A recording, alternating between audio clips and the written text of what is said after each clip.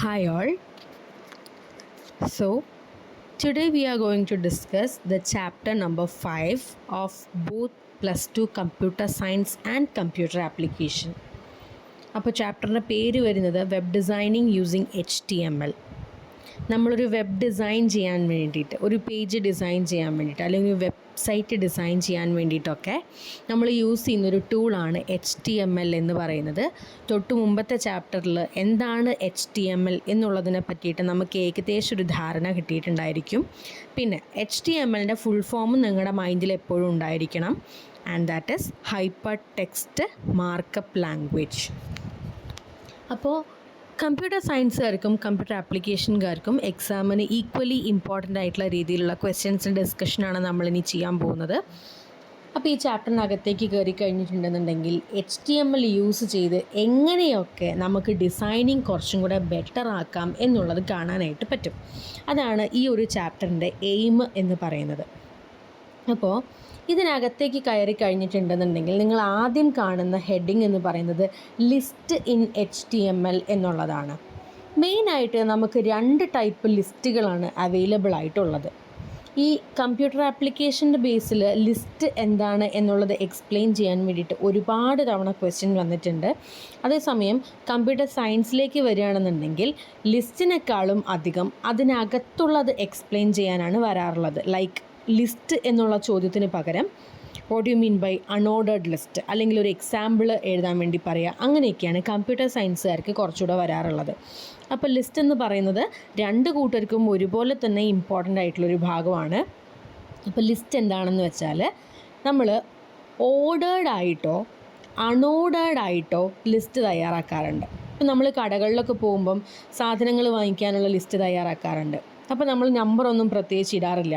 അതേസമയം നമ്മൾ എന്തെങ്കിലും ഒരു ടു ഡു ലിസ്റ്റ് തയ്യാറാക്കുകയാണെങ്കിൽ ചിലപ്പോൾ നമ്മൾ നമ്പറൊക്കെ ഇട്ട് വയ്ക്കാറുണ്ട് അല്ലേ.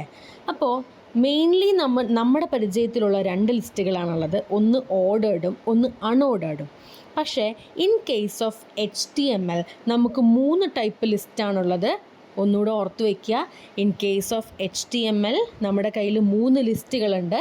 അപ്പോൾ ഏതൊക്കെയാണ് എന്നുള്ളത് നമുക്കൊന്ന് റെഫർ ചെയ്യാം. ഫസ്റ്റ് വൺ എന്ന് പറയുന്നത് അൺഓർഡേർഡ് ലിസ്റ്റാണ്. അൺഓർഡേർഡ് ലിസ്റ്റ് എന്ന് പറഞ്ഞു കഴിഞ്ഞിട്ടുണ്ടെങ്കിൽ ആ പേരിനകത്ത് തന്നെ ഉണ്ട് എന്താണ്, പ്രത്യേകിച്ചൊരു നമ്പറിങ് കാറ്റഗറി അതിനുണ്ടായിരിക്കില്ല. 1 2 3 ABCD എന്നുള്ള കാറ്റഗറൈസ്ഡ് ആയിട്ടുള്ള ലിസ്റ്റല്ല അൺഓർഡേർഡ് ലിസ്റ്റ്. അപ്പോൾ പിന്നെ എങ്ങനെയാണ് നമുക്ക് ഓരോ ഐറ്റവും എങ്ങനെയാണ് മാറുന്നത്, അല്ലെങ്കിൽ എന്താണ് അതിൽ തമ്മിലുള്ള വ്യത്യാസം എന്നുള്ളത് മനസ്സിലാവുക? അപ്പം നിങ്ങൾക്ക് എക്സാമ്പിൾ തന്നിട്ടുണ്ട്. 5.1 നോക്കുക. സോ 5.1 എന്ന് പറയുന്നത് ടു ക്രിയേറ്റ് ആൻ അൺഓർഡേർഡ് ലിസ്റ്റിനുള്ള ഒരു പ്രോഗ്രാമാണ്. HTMLൻ്റെ പ്രോഗ്രാം എങ്ങനെയാണ് തയ്യാറാക്കേണ്ടത് എന്നുള്ളത് നമ്മൾ തൊട്ട് മുമ്പത്തെ ചാപ്റ്ററിലുണ്ട്. അപ്പോൾ നമുക്ക് അതൊന്നുകൂടി ഡീറ്റെയിൽ ആയിട്ട് നോക്കാം. So HTML program will start with the tag HTML. നമ്മുടെ HTMLലുള്ള ടാഗുകളെല്ലാം എൻകോഡ് ചെയ്തിരിക്കുന്നത് ഈ ഒരു സിമ്പലിനകത്താണ്. ഓക്കെ, സിമ്പലിനകത്ത് കോഡ് എഴുതുന്ന ഒരു മെത്തേഡാണ് നമ്മുടെ HTMLലുള്ള ടാഗ്സിൻ്റെത്. അപ്പോൾ ഫസ്റ്റ് ടാഗ് HTML ആണ്. അപ്പോൾ ആ പ്രോഗ്രാം ഏറ്റവും ലാസ്റ്റ് എൻഡ് ചെയ്യുന്ന സമയത്ത് HTMLൻ്റെ ക്ലോസിംഗ് ടാഗും കൊടുക്കണം. അടുത്ത ലൈൻ നോക്കുക, ഹെഡ്. ഹെഡ് എന്ന് പറയുന്ന ടാഗ് നമ്മൾ കൊടുക്കുന്നത് എന്തിനാണ്? നമ്മുടെ സെർച്ച് ബാറിൽ അല്ലെങ്കിൽ ടാബിൽ നമുക്കൊരു സാധനം കാണണം, ഒരു പേര് കാണണം. അങ്ങനെയാണെങ്കിൽ അതിന് വേണ്ടിയിട്ടാണ് നമ്മൾ ഹെഡ് യൂസ് ചെയ്യുന്നത്. ഇനി അടുത്തത് എന്താണ്? തൊട്ട് അതിനകത്തായിട്ട് ടൈറ്റിൽ എന്ന് പറഞ്ഞിട്ടൊരു ഭാഗം കൊടുത്തിട്ടുണ്ട്. ടൈറ്റിലിനകത്ത് അൺഓർഡേർഡ് ലിസ്റ്റ് എന്നാണ് കൊടുത്തിരിക്കുന്നത്. Unordered list. അപ്പോൾ ഇതിനകത്ത് ഒരു എക്സാമ്പിളിൻ്റെ ഈ ഒരു ക്വസ്റ്റ്യൻ്റെ ആൻസർ കൊടുത്തിട്ടുണ്ട്. ആ ആൻസർ ബോക്സ് ഒന്ന് നോക്കിക്കേ. ഈ ഫയൽ എഡിറ്റ് ടു വ്യൂ എന്നൊക്കെ കാണുന്നതിൻ്റെ തൊട്ട് താഴെയായിട്ട് അൺഓർഡേർഡ് ലിസ്റ്റ് എന്നൊരു ബോക്സിൽ കാണുന്നുണ്ട്. ഈ ബോക്സിൽ കാണുന്ന ഡാറ്റയാണ് ഇപ്പം നമ്മൾ ടൈറ്റിൽ എന്ന് പറയുന്ന ടാഗിനകത്ത് കൊടുത്തിരിക്കുന്നത്. ശ്രദ്ധിക്കേണ്ട കാര്യം, നമ്മുടെ കണ്ടെയ്നർ ടാഗുകളാണെങ്കിൽ തുറക്കുന്ന എല്ലാ ടാഗുകളും അപ്രോപ്രിയേറ്റ് ആയിട്ട് അടയ്ക്കണം. അഥവാ എംപ്റ്റി ടാഗാണ് എന്നുണ്ടെങ്കിൽ നമുക്ക് ഒരു ഓപ്പണിംഗ് ടാഗ് മാത്രമേ ഉണ്ടാവുള്ളൂ. പ്രത്യേകിച്ച് അത് നമ്മൾ ക്ലോസ് ചെയ്യേണ്ട കാര്യമില്ല എന്നും കൂടെ നിങ്ങൾക്ക് ഇപ്പോൾ ഓർമ്മിപ്പിക്കുകയാണ്. അപ്പോൾ ഇപ്പോൾ നമ്മൾ ടൈറ്റിൽ കൊടുത്തിരിക്കുന്നതാണ് ഇവിടെ ടാബ് നെയിമായിട്ട് വന്നിരിക്കുന്നത്, അൺഓർഡേർഡ് ലിസ്റ്റ്. ഇനി ബാക്ക് ടു ദ പ്രോഗ്രാം. നമ്മൾ ആ ടൈറ്റിലിൻ്റെ ടാഗ് അവിടെ തന്നെ ക്ലോസ് ചെയ്തിട്ടുണ്ട്. അത് കഴിഞ്ഞിട്ട് ഹെഡ് ക്ലോസ് ചെയ്തു. അപ്പോൾ ഇനി നമുക്ക് പേജിനകത്ത് എന്തെങ്കിലും കാണണം എന്നുണ്ടെങ്കിൽ അതിന് വേണ്ടി യൂസ് ചെയ്യുന്ന ടാഗാണ് ഏത്? ബോഡി. അപ്പോൾ ബോഡി ടാഗിനകത്തായിട്ട് നമ്മൾ ഒരു ബിഹേവിയർ കൊടുത്തിട്ടുണ്ട്. എന്താ ബിഹേവിയർ? അതിൻ്റെ ബാക്ക്ഗ്രൗണ്ട് കളർ എന്തായിരിക്കണം എന്നുള്ളതാണ് ആ ബിഹേവിയർ. സോ ബോഡി എന്ന് പറയുന്ന ടാഗ് ഓപ്പൺ ചെയ്തു. ആ ഓപ്പൺ ടാഗിൻ്റെ അകത്ത് BG colour is equal to എന്ന് പറഞ്ഞിട്ട് ഡബിൾ കോട്ട്സിനുള്ളിൽ നമ്മളൊരു കളറിൻ്റെ കോഡ് കൊടുത്തിട്ടുണ്ട്. അപ്പോൾ എന്താണോ ആ കളറിൻ്റെ കോഡ്, ആ കോഡിലായിരിക്കും നമ്മുടെ പ്രോഗ്രാമിൻ്റെ ആൻസറിൻ്റെ അല്ലെങ്കിൽ ഔട്ട്പുട്ടിൻ്റെ ബാക്ക്ഗ്രൗണ്ട് വരാൻ പോകുന്നത്. അപ്പോൾ BG കളറാണ്. BG കളർ തമ്മിൽ ഗ്യാപ്പില്ല, BG സ്പേസ് ഒന്നും ഇല്ല കേട്ടോ കളറിലേക്ക്, അത് ശ്രദ്ധിക്കുക.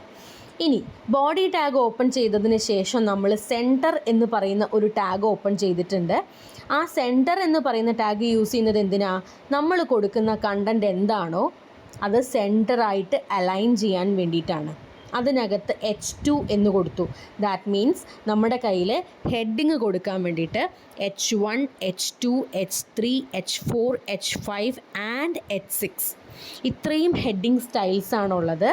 ഈ ഹെഡിങ് സ്റ്റൈൽസിനകത്ത് H1 ആണ് ഏറ്റവും വലുത്. മൈൻഡിൽ എപ്പോഴും ഉണ്ടായിരിക്കണം, H1 ആണ് ഏറ്റവും വലുത്. അതേസമയം H6 ആണ് ഏറ്റവും ചെറുത്. അപ്പോൾ ഇവിടെ നമ്മൾ യൂസ് ചെയ്തിരിക്കുന്നത് ഏതാണ്? H2 എന്ന് പറയുന്ന ടാഗ് ഓപ്പൺ ചെയ്തു. അതിനകത്ത് അൺഓർഡേർഡ് ലിസ്റ്റ് എന്ന് കൊടുത്തു. ആ H2 ടാഗ് ക്ലോസ് ചെയ്തു. സെൻറ്റർ ടാഗും ക്ലോസ് ചെയ്തു. ഇനി നിങ്ങൾ ആ എക്സാമ്പിളിൻ്റെ ആൻസറിലേക്കൊന്ന് വന്ന് നോക്കിക്കേ. അവിടെ എന്തുണ്ട്? ബാക്ക്ഗ്രൗണ്ട് കളറ് ഒരു യെല്ലോ അല്ല, എന്നാലൊരു ഓഫ് യെല്ലോ അല്ല, അങ്ങനത്തെ ഒരു കളറാണ് വന്നിരിക്കുന്നത് അല്ലേ?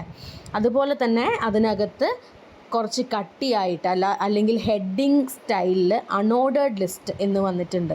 അപ്പോൾ ഇനി വീണ്ടും പ്രോഗ്രാമിലേക്ക് പോവാണ്. സെൻറ്റർ ടാഗ് ക്ലോസ് ചെയ്തതിന് ശേഷം തൊട്ട് താഴെ ഒരു പാരഗ്രാഫ് കൊടുത്തിട്ടുണ്ട്, ഒരു ഡാറ്റ ഡീറ്റെയിൽ ചെയ്തിട്ടുണ്ട് അല്ലേ? അപ്പോൾ ആ ഡാറ്റ കൊടുത്തതും അതുപോലെ തന്നെ നമുക്ക് ഡിസ്പ്ലേയിൽ വരും. അത് സെൻറ്റർ ആണോ? അല്ല. കാരണം എന്താണ്? നമ്മൾ H2 കൊടുത്ത കണ്ടൻറ്റിനെ മാത്രമേ സെൻറ്ററിൽ കൊടുത്തിട്ടുള്ളൂ. ബാക്കിയുള്ളതൊക്കെ എവിടെയാണ് കിടക്കുന്നത്? അല്ലാണ്ട് തന്നെ വന്നോട്ടെ എന്നുള്ള രീതിയിലാണ് കൊടുത്തിട്ടുള്ളത്. അതും കൂടെ നമുക്ക് സെൻറ്റർ അലൈൻ ചെയ്യണം എന്നുണ്ടെങ്കിൽ എന്ത് ചെയ്യണമായിരുന്നു? സെൻറ്റർ ടാഗ് തൊട്ട് മുകളിൽ ക്ലോസ് ചെയ്യാതെ കൺസിഡർ കഴിഞ്ഞിട്ട് ക്ലോസ് ചെയ്യണമായിരുന്നു. ഓക്കെ. ഇനി അത്രയും കഴിഞ്ഞതിന് ശേഷം തൊട്ട് താഴെ എന്താണ്? UL ടാഗിനകത്ത് കൊടുത്തിരിക്കുന്നത് എന്താണ്? UL. U stands for unordered, L stands for list. Okay. Unordered list എന്ന് പറയുന്ന ഒരു ടാഗ് ഓപ്പൺ ചെയ്തിട്ടുണ്ട്. ആ ടാഗിനകത്തായിട്ട് നമുക്ക് ലിസ്റ്റ് ഐറ്റംസ് കൊടുക്കണം എന്നുണ്ടെങ്കിൽ വീണ്ടും നമ്മളൊരു ടാഗ് യൂസ് ചെയ്യണം. അതാണ് LI stands for list item. എന്താണ്? List item. അപ്പോൾ ലിസ്റ്റ് ഐറ്റം എന്ന് പറഞ്ഞിട്ട് നിങ്ങൾക്ക് എത്ര എലമെൻറ്റ്സ് ആണോ, എത്ര ഐറ്റംസ് ആണോ ലിസ്റ്റിലുള്ളത് അത്രയും LI പെയർ യൂസ് ചെയ്യണം. LIക്ക് അകത്ത് ആദ്യം നമ്മൾ കൊടുത്തിരിക്കുന്നത് RAM, LI ക്ലോസ്. LI അടുത്തത് ഓപ്പൺ ചെയ്തു. അതിനകത്ത് ഹാർഡ് ഡിസ്ക്, LI ക്ലോസ്. അങ്ങനെ നമ്മൾ 4 എലമെൻറ്റ്സ് ആണ് കൊടുത്തിരിക്കുന്നത്, 4 ഓപ്ഷൻസ് ആണ് ലിസ്റ്റിൽ കൊടുത്തിരിക്കുന്നത്. RAM, hard disk, mother board, processor. Okay. ഈ ഓരോന്നിനെയും നമ്മൾ LI ഓപ്പൺ ചെയ്തു, LI ക്ലോസ് ചെയ്തു, അങ്ങനെയാണ് കൊടുത്തിരിക്കുന്നത്. ഇനി ഇത് ഓരോ ലൈനിൽ കൊടുക്കണം എന്നുള്ളത് നിർബന്ധമില്ല. പകരം ആ LI ക്ലോസ് ചെയ്യുന്ന തൊട്ടടുത്ത് തന്നെയായിട്ട് നമുക്ക് അടുത്ത LI ഓപ്പൺ ചെയ്യാം. ഓക്കെ. ഓട്ടോമാറ്റിക്കലി ആൻസർ വരുന്ന സമയത്ത് ഇത് അടുത്ത ലൈനിലായിട്ടാണ് വരിക. പക്ഷെ നമുക്ക് പ്രോഗ്രാം ചെയ്യുന്ന സമയത്ത് കുറച്ച് ഇൻഡൻറ്റേഷനൊക്കെ യൂസ് ചെയ്ത് കഴിഞ്ഞാൽ കാണാനും ഒരു ഭംഗി ഉണ്ടായിരിക്കും. അതുപോലെ തന്നെ നമുക്ക് ഒരുപാട് ഡാറ്റാസ് ഉണ്ടെന്നുണ്ടെങ്കിൽ കാര്യങ്ങൾ പെട്ടെന്ന് ഐഡൻറ്റിഫൈ ചെയ്യാനും എളുപ്പമായിരിക്കും. അതിന് വേണ്ടിയിട്ടൊക്കെയാണ് നമ്മൾ ഈ LIനെ ഓരോ ലൈനിലായിട്ട് കൊടുത്തിരിക്കുന്നത്. ഓക്കെ. അങ്ങനെ 4 LI കഴിഞ്ഞതിന് ശേഷം, 4 LI പെയർ കഴിഞ്ഞതിന് ശേഷം ULനെ നമ്മൾ ക്ലോസ് ചെയ്യുന്നുണ്ട്. ഓക്കെ. സോ UL എന്ന് പറയുന്നത് എന്താണ്? ഒരു കണ്ടെയ്നർ ടാഗാണ്. LIയും എന്താണ്? ഒരു കണ്ടെയ്നർ ടാഗാണ്. അപ്പോൾ ഈ UL ക്ലോസ് ചെയ്ത് കഴിഞ്ഞപ്പോൾ നമ്മുടെ പരിപാടി എല്ലാം അവസാനിച്ചു. അപ്പോൾ നമ്മൾ എന്തും കൂടെ ക്ലോസ് ചെയ്തു? ബോഡി ക്ലോസ് ചെയ്തു.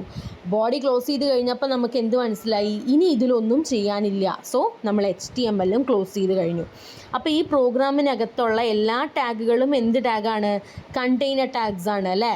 എല്ലാ ടാഗുകളും കണ്ടെയ്നർ ടാഗാണ്. എല്ലാ ടാഗുകൾക്കും ഓപ്പണിംഗ് ടാഗുകളുമുണ്ട്, അതേപോലെ തന്നെ ക്ലോസിംഗ് ടാഗുകളുമുണ്ട്. ഇനി ഈ പറഞ്ഞ ലിസ്റ്റിനകത്ത് തന്നെ നമുക്ക് 3 തരം ലിസ്റ്റുകൾ അവൈലബിൾ ആണ്. അതിനെ നമ്മൾ ടൈപ്പ് എന്നാണ് പറയുക. Okay, type.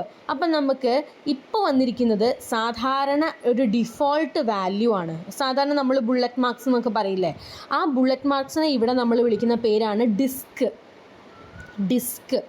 ഓക്കെ, ഇനി ഡിസ്ക് അല്ലാതെ നമുക്ക് സ്ക്വയറും സർക്കിളും യൂസ് ചെയ്യാവുന്നതാണ്. അപ്പം നമ്മൾ എങ്ങനെയാണ് അത് കൊടുക്കേണ്ടി വരിക? തൊട്ടടുത്ത എക്സാമ്പിളിലേക്ക് വരിക. ആ എക്സാമ്പിളിനകത്ത് UL എന്ന് പറയുന്ന ടാഗിനകത്ത് type is equal to double കോട്ട്സിൻ്റെ പെയറിൻ്റെ അകത്തായിട്ട് സ്ക്വയർ എന്ന് കൊടുത്തിട്ടുണ്ട്. അത് മാത്രമേ ഉള്ളൂ വ്യത്യാസം, വേറെ ഒരു ചേഞ്ചും ഇല്ല. അപ്പം നമ്മൾ ആ ആൻസറിലേക്കൊന്ന് നോക്കിക്കേ. നേരത്തെ കണ്ട ബുള്ളറ്റ് പോയിൻറ്റ്സ് അല്ലെങ്കിൽ ഡിസ്ക് ആണോ ഇപ്പം നമ്മൾ കാണുന്നത്? അല്ല, ഒരു സ്ക്വയർ ഷേപ്പാണ്. ഇനി നമ്മൾ സർക്കിൾ കൊടുത്തു കഴിഞ്ഞാൽ എന്താണ്? ഒരു ഔട്ട്ലൈൻ പോലെയുള്ള ലൈനാണ് ഉണ്ടായിരിക്കുക, സെൻറ്റർ ബ്ലാങ്ക് ആയിട്ടുണ്ടായിരിക്കും. ഓക്കെ, അപ്പോൾ 3 type of unordered list we have. ഏതൊക്കെയാണത്? Default value, that is disc. Then അത് ഏതൊക്കെയാണ്? Square and circle. അപ്പോൾ വളരെ സിമ്പിളായിട്ട് അൺഓർഡേർഡ് ലിസ്റ്റ് എങ്ങനെയാണ് തയ്യാറാക്കുക എന്നുള്ളതാണ് ഇപ്പം നമ്മൾ കണ്ടിട്ടുള്ളത്. അടുത്തതാണ് ഓർഡേർഡ് ലിസ്റ്റ്. അൺഓർഡേർഡ് ലിസ്റ്റുമായിട്ട് വളരെയധികം സാമ്യമുള്ള ലിസ്റ്റാണ് ഓർഡേർഡ് ലിസ്റ്റ് എന്ന് പറയുന്നത്. എന്താ സാമ്യം എന്നറിയോ? നേരത്തെ നമ്മൾ UL ആണ് യൂസ് ചെയ്തത്, അതിന് പകരം ഇവിടെ എന്ത് യൂസ് ചെയ്യുന്നു? OL. ബാക്കി ഓൾമോസ്റ്റ് എല്ലാം സെയിം ആണ്. ഓക്കെ, സോ ആദ്യത്തെ നമ്മുടെ സിമ്പിൾ പ്രോഗ്രാമിലേക്ക് കിടക്കാം. So 5.2 to create an ordered list. Okay, ordered list എന്ന് പറയുമ്പം OL മൈൻഡിൽ അതിരിക്കണം. എന്നാൽ പിന്നെ നമ്മുടെ പ്രോഗ്രാം വളരെ സിമ്പിളായിട്ട് നമുക്ക് ഹാൻഡിൽ ചെയ്യാൻ പറ്റും. സോ HTML, ഒരു HTML പ്രോഗ്രാം സ്റ്റാർട്ട് ചെയ്യാൻ വേണ്ടിയിട്ട് HTML എന്ന് പറയുന്ന ടാഗ് ഓപ്പൺ ചെയ്യണം. ആ പ്രോഗ്രാം എൻഡ് ചെയ്യുന്ന സ്ഥലത്ത് മാത്രമേ നമുക്ക് HTML ടാഗിനെ ക്ലോസ് ചെയ്യാനായിട്ട് പാടുള്ളൂ. അടുത്തത് എന്താണ്? ഹെഡ് ഓപ്പൺ ചെയ്തു, അതിനകത്ത് ടൈറ്റിൽ കൊടുത്തു. ടൈറ്റിൽ ടാഗിനകത്ത് നമ്മുടെ ടൈറ്റിൽ എന്താണ്? Ordered list. ആ ടൈറ്റിൽ ടാഗും അവിടെ ക്ലോസ് ചെയ്തു, ഹെഡ് ക്ലോസ് ചെയ്തു. ആൻസറിൻ്റെ പോർഷനിലേക്ക് ഒന്ന് വന്ന് നോക്കിയാൽ നിങ്ങൾക്ക് കാണാൻ പറ്റും.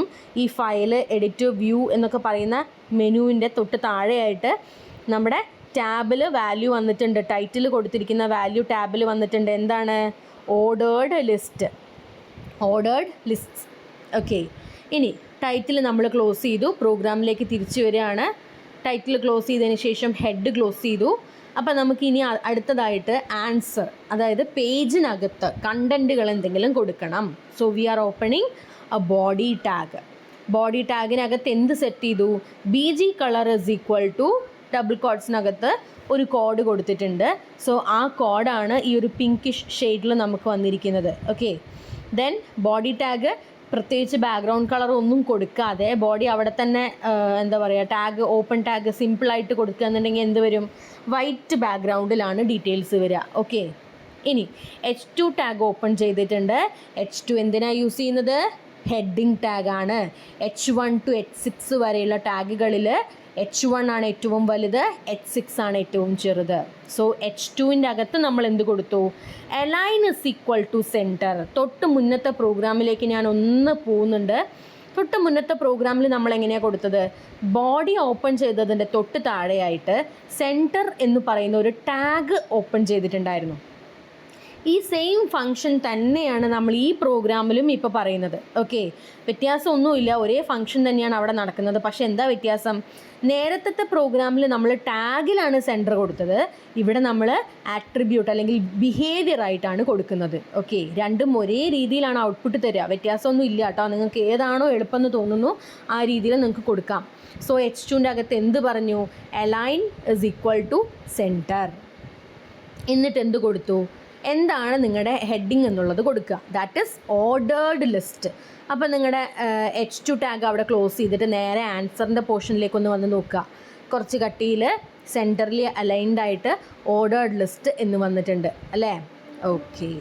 ദെൻ അടുത്തത് പ്രോഗ്രാമിൻ്റെ ഭാഗത്തേക്ക് തന്നെ പോവുക. H2 ക്ലോസ് ചെയ്തതിന് ശേഷം ജസ്റ്റ് ഒരു ബ്രീഫ് അവിടെ കൊടുത്തിട്ടുണ്ട്. എന്തൊക്കെയോ ഡാറ്റാസും കണ്ടൻസും ഒക്കെ കൊടുത്തിട്ടുണ്ട്. അത് സെൻറ്ററിൽ വന്നിട്ടുണ്ടോ? എന്താ അവസ്ഥ? ആ ഒരു ടാഗ് നമ്മൾ H2 മുകളിൽ ക്ലോസ് ചെയ്തു അല്ലേ? അപ്പോൾ ഇനി അത് സെൻറ്ററിൽ വരുമോ? വരില്ല. ഓക്കെ. ഇനി നെക്സ്റ്റ് എന്താ ചെയ്യുന്നത്? OL എന്ന് പറയുന്ന ടാഗ് ഓപ്പൺ ചെയ്തു. OL എന്തിനാണ്? OL stands for ordered list. ഓർഡേർഡ് ലിസ്റ്റിൽ നേരത്തെ നമ്മൾ പ്രോഗ്രാമിൽ കൊടുത്തതുപോലെ തന്നെ LI ഓപ്പൺ ചെയ്തിട്ടുണ്ട്. LI പെയേഴ്സിൻ്റെ അകത്ത് 4 വാല്യൂസാണ് കൊടുത്തിരിക്കുന്നത്. Registers, cache, RAM, hard disk. 4 ഡാറ്റാസാണ് അല്ലേ? 4 ലിസ്റ്റ് എലമെൻറ്റ്സ് ആണുള്ളത്. ദെൻ OL ക്ലോസ് ചെയ്തു, ബോഡി ക്ലോസ് ചെയ്തു, HTML ക്ലോസ് ചെയ്തു. അപ്പോൾ നിങ്ങൾ ആ ആൻസറിൻ്റെ പോർഷനിലേക്കൊന്ന് വന്ന് നോക്കിക്കേ. ഇത് ഓർഡേർഡ് ലിസ്റ്റാണ്. ഓർഡേർഡ് ലിസ്റ്റ് എന്ന് പറഞ്ഞു കഴിഞ്ഞിട്ടുണ്ടെങ്കിൽ എന്താണ്? അതിനൊരു ഓർഡർ ഉണ്ടായിരിക്കും അല്ലേ? വളരെ സിമ്പിളാണ്, ഓർഡർ ഉണ്ടായിരിക്കും. ദാറ്റ് മീൻസ് ബൈ ഡിഫോൾട്ട് നമ്മൾ യൂസ് ചെയ്യുന്നത് ഏതാണ്? 1 2 3 4 ആണ്. അപ്പോൾ ഇവിടെ നമ്മൾ പ്രത്യേകിച്ച് OLൻ്റെ ബിഹേവിയർ എന്തെങ്കിലും പറഞ്ഞു കൊടുത്തോ? ഇല്ല. അതുകൊണ്ടാണ് ഡിഫോൾട്ടായിട്ടുള്ള 1 2 3 4 ലിസ്റ്റ് വന്നിട്ടുള്ളത്. ഓക്കെ. ഇനി ഇൻ കേസ് 1 2 3 4 അല്ല, നമുക്ക് വേറെ ഏതെങ്കിലും മെത്തേഡിൽ വേണം എന്നുണ്ടെങ്കിൽ നേരത്തെ നമ്മൾ ടൈപ്പ് കൊടുത്തതുപോലെ ഇവിടെ നമ്മൾ എന്ത് കൊടുക്കേണ്ടി വരും? ടൈപ്പ് കൊടുക്കേണ്ടി വരും അല്ലേ? അപ്പം നമുക്ക് അടുത്ത എക്സാമ്പിളിലേക്കൊന്ന് പോവാം. ആ എക്സാമ്പിളിലേക്ക് കടക്കുന്നതിന് മുമ്പായിട്ട് ഒരു കാര്യം കൂടെ പറഞ്ഞോട്ടെ. നമുക്കിവിടെ 1 2 3 4 പോലെ തന്നെ ഇടയ്ക്ക് വെച്ച് സ്റ്റാർട്ട് ചെയ്യാനുള്ള ഫെസിലിറ്റി ഉണ്ട്. അതായത് എനിക്കിപ്പോൾ ഒരു റോൾ നമ്പർ 5 തൊട്ടിട്ടാണ് വേണ്ടത്. അങ്ങനെയാണെന്നുണ്ടെങ്കിൽ നമുക്ക് എന്ത് ചെയ്യേണ്ടി വരും? 1 2 3 4ന് പകരം 5 6 7 8 കൊടുക്കേണ്ടി വരും അല്ലേ? അങ്ങനെയാണെങ്കിൽ ആ നമ്പറിങ് സിസ്റ്റവും നമുക്കിവിടെ ആപ്ലിക്കബിൾ ആണ്. ഓക്കെ. സോ നമ്മുടെ ടൈപ്പുകൾ ഇതിൽ ഏതൊക്കെയാണ് പോസിബിൾ എന്നൊന്ന് നോക്കിക്കേ. 1 2 3 ഉണ്ട്, capital ABC, small ABC, Roman capital 1 2 3, Roman small ഉണ്ട്, അതിൻ്റെ 1 2 3 വരുന്നുണ്ട്. ഓക്കെ. അപ്പം നമുക്ക് എക്സാമ്പിളിലേക്ക് പോവാം. അപ്പോൾ അടുത്ത എക്സാമ്പിൾ നോക്കുക. ബോഡി ഓപ്പൺ ചെയ്തു, അതിനകത്ത് BG കളർ സെറ്റ് ചെയ്തു, H4 എന്ന് പറയുന്ന ഹെഡിങ് സ്റ്റൈൽ അപ്ലൈ ചെയ്തു. അതിൽ align is equal to centre എന്ന് പറയുന്ന ബിഹേവിയർ കൊടുത്തിട്ടുണ്ട്. Ordered list with type attribute എന്നാണ് എൻ്റെ ഹെഡിങ്. ഓക്കെ. H4 ക്ലോസ് ചെയ്തു. അപ്പോൾ നിങ്ങളുടെ ആ ആൻസർ പോർഷനിലേക്കൊന്ന് വന്ന് നോക്കിക്കേ. എന്ത് വന്നു? സെൻറ്റർലി അലൈൻഡ് ആയിട്ട് കുറച്ച് കട്ടിയിൽ ordered list with type attribute എന്ന് വന്നിട്ടുണ്ട്. ഓക്കെ. ദെൻ അടുത്ത ലൈൻ പ്രോഗ്രാമിലേക്ക് നോക്കുക. OL type is equal to Roman capital 1. Roman capital 1 ആണ് കൊടുത്തിരിക്കുന്നത്. ആൻഡ് എനിക്ക് 1 2 3 4 അല്ല, പകരം എവിടുന്ന് തുടങ്ങണം? Start is equal to 5. Okay. എന്നിട്ട് എലമെൻറ്റ്സ് ഒക്കെ LI എലമെൻറ്റ്സ് ഒക്കെ അതേപോലെ തന്നെ സെയിം കൊടുത്തു. OL ക്ലോസ് ചെയ്തു, ബോഡി ക്ലോസ് ചെയ്തു. ലാസ്റ്റ് നമ്മൾ HTML പ്രോഗ്രാമായിട്ട് കൊടുക്കുന്നത് കൊണ്ട് HTML ഒക്കെ ക്ലോസ് ചെയ്യും. ഇനി നിങ്ങൾ ആൻസറിലേക്കൊന്ന് വന്നേ. എവിടെ നിന്നാണ് നമ്മുടെ നമ്പറിങ് സ്റ്റാർട്ട് ചെയ്തിരിക്കുന്നത്? 5ൽ നിന്നാണ്. ഓക്കെ. സോ 5 6 7 8. റെഡി അല്ലേ? അപ്പോൾ ഇതാണ് ഓർഡേർഡ് ലിസ്റ്റ്. അപ്പോൾ നമ്മുടെ ഓർഡേർഡ് ലിസ്റ്റും അൺഓർഡേർഡ് ലിസ്റ്റും നമ്മൾ ഓൾറെഡി ഡിസ്കസ് ചെയ്ത് കഴിഞ്ഞു. ഇനി അടുത്തതാണ് ഡെഫിനിഷൻ ലിസ്റ്റ്. ഡെഫിനിഷൻ ലിസ്റ്റിൻ്റെ എക്സാമ്പിൾ ആദ്യം കാണിച്ചുകൊണ്ട് നമുക്ക് തുടങ്ങാം. ഡെഫിനിഷൻ ലിസ്റ്റിൻ്റെ ഒരു എക്സാമ്പിളാണ് ഈ തന്നിരിക്കുന്നത്. നോക്കിക്കേ, ഈ ബോക്സിൽ ഡെഫിനിഷൻ ലിസ്റ്റ് എന്ന് പറയുന്ന ഒരു ഹെഡിങ് ഉണ്ട്. അതിനകത്തൊരു കണ്ടൻറ്റ് കിടക്കുന്നുണ്ട്. പിന്നെ കുറച്ച് ഡാറ്റാസ് നമ്മളൊരു സൈഡ് ഹെഡിങ് ഒക്കെ കൊടുക്കുന്നത് പോലെ കൊടുക്കുന്നുണ്ട്. അതിനകത്ത് അതിൻ്റെ ഡീറ്റെയിലിങ്ങും കൊടുക്കുന്നുണ്ട്. സോ ഇതിനെയാണ് നമ്മൾ ഡെഫിനിഷൻ ലിസ്റ്റ് എന്ന് പറയുക. ഇത് അധികവും നമ്മൾ നമ്മുടെ ടെക്സ്റ്റ് ബുക്കിലൊക്കെയാണ് കണ്ടിട്ടുണ്ടായിരിക്കുക, അല്ലെങ്കിൽ എന്തെങ്കിലും റെഫറൻസുകൾ ചെയ്യുന്ന സമയത്തൊക്കെ ആയിരിക്കും ഇത്തരം ലിസ്റ്റുകൾ നമ്മുടെ കണ്ടുപെട്ടിട്ടുണ്ടായിരിക്കുക. സോ നേരത്തെ നമ്മൾ പഠിച്ചത് UL അതിനകത്ത് LI, അതുപോലെ തന്നെ OL അതിനകത്ത് LI, ഇങ്ങനെയായിരുന്നു അത്തരം ലിസ്റ്റുകളൊക്കെ ഉണ്ടായിരുന്നത്. പക്ഷേ ഇവിടേക്ക് വരുമ്പം നമ്മുടെ ലിസ്റ്റുകളുടെ നെയിമിന് വളരെയധികം വ്യത്യാസങ്ങളുണ്ട്. എന്തൊക്കെയാണ്? ഫസ്റ്റ് എന്ന് പറയുന്നത് DL ആണ്. ഓക്കെ. ഡെഫിനിഷൻ ലിസ്റ്റിന് DL. ഇനി അതിനകത്ത് നമുക്ക് എന്തെങ്കിലും പ്രത്യേക ഒരു ടേം അല്ലെങ്കിൽ ഒരു ഹെഡിങ് ലൈക്ക് തിങ്സ് എന്തെങ്കിലും ക്രിയേറ്റ് ചെയ്യണം എന്നുണ്ടെങ്കിൽ DT ആണ് യൂസ് ചെയ്യുന്നത്. ആൻഡ് അതിനകത്ത് നമുക്ക് പ്രത്യേകിച്ചൊരു ഡെഫിനിഷൻ കൊടുക്കണമെങ്കിൽ ഡി ആണ് യൂസ് ചെയ്യുന്നത്. ഈ പറഞ്ഞവയെല്ലാം കണ്ടെയ്നർ ടാഗുകളാണ്. ഓപ്പൺ ചെയ്താൽ അതൊക്കെ ക്ലോസും ചെയ്യേണ്ടി വരും. സോ ഡെഫിനിഷൻ ലിസ്റ്റിലേക്ക് വരുമ്പോൾ 3 പേരുകൾ നിങ്ങൾ ഓർത്ത് വയ്ക്കുക. DL definition list, DT definition term. Okay, അടുത്തത് എന്താണ്?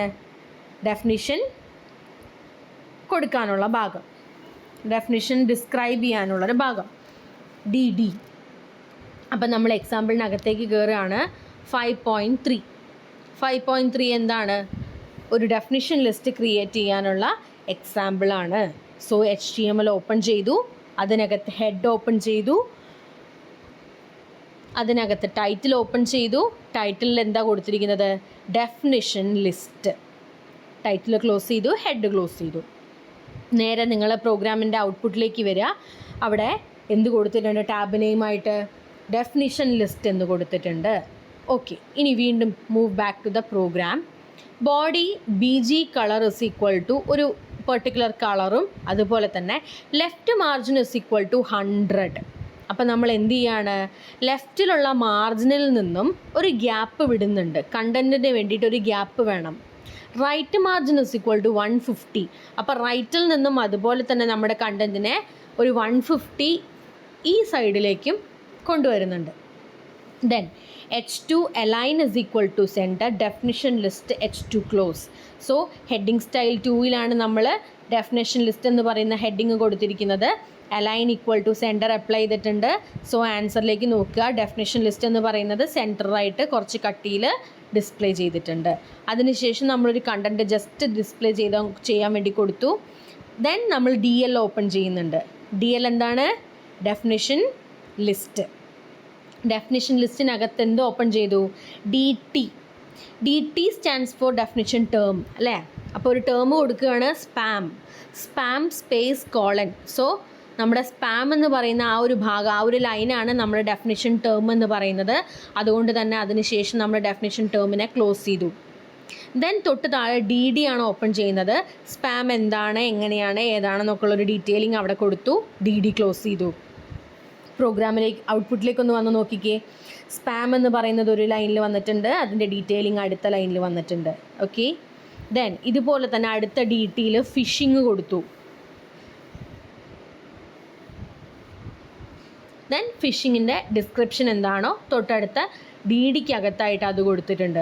അപ്പോൾ നമ്മൾ ഈ ഓപ്പൺ ചെയ്യുന്ന ഓരോ സാധനങ്ങളും അതത് സ്ഥലങ്ങളിൽ ക്ലോസ് ചെയ്തിട്ടില്ല എന്നുണ്ടെങ്കിൽ എന്താ പ്രശ്നം വരിക?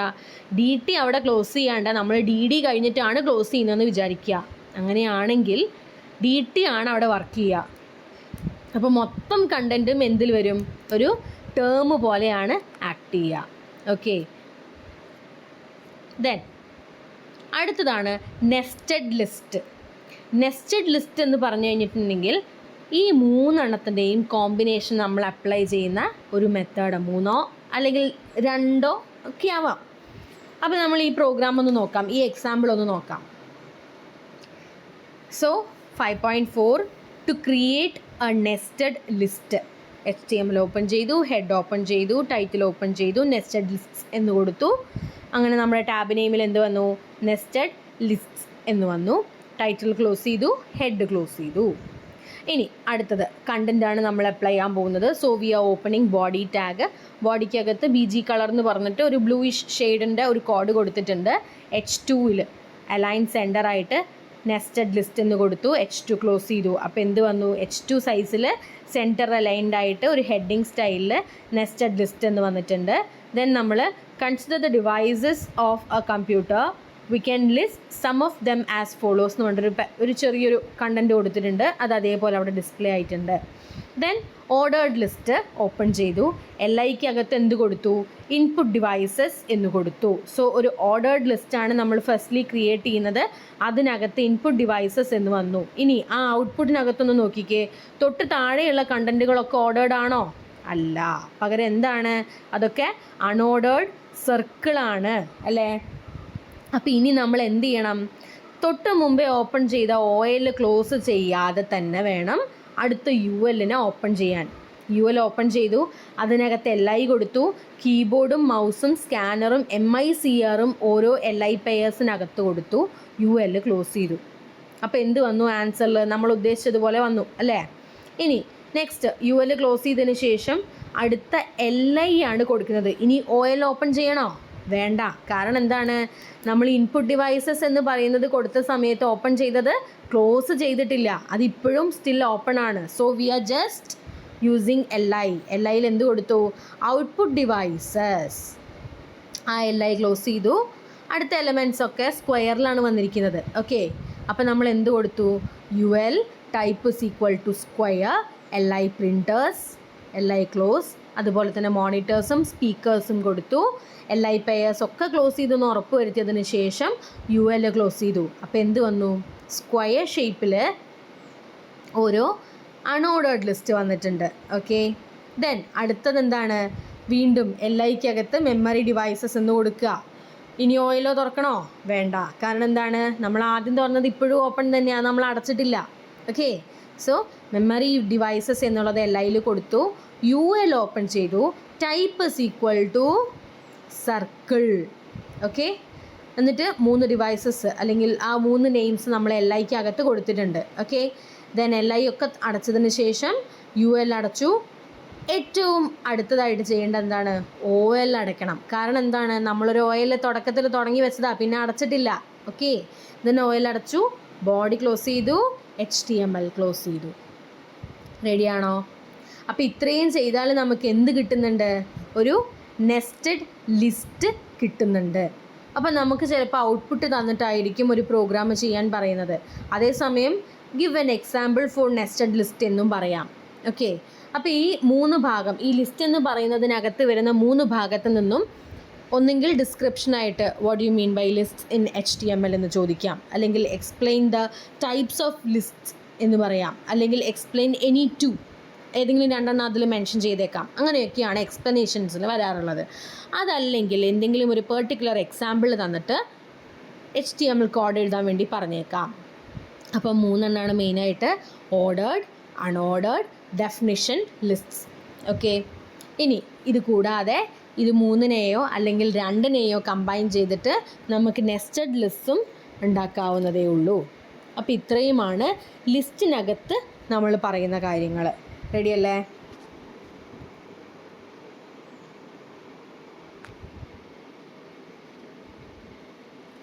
ഇനി നെക്സ്റ്റ് ആണ് ക്രിയേറ്റിംഗ് ലിങ്ക്സ്. എന്താണ് ലിങ്ക് എന്ന് പറഞ്ഞു കഴിഞ്ഞാൽ?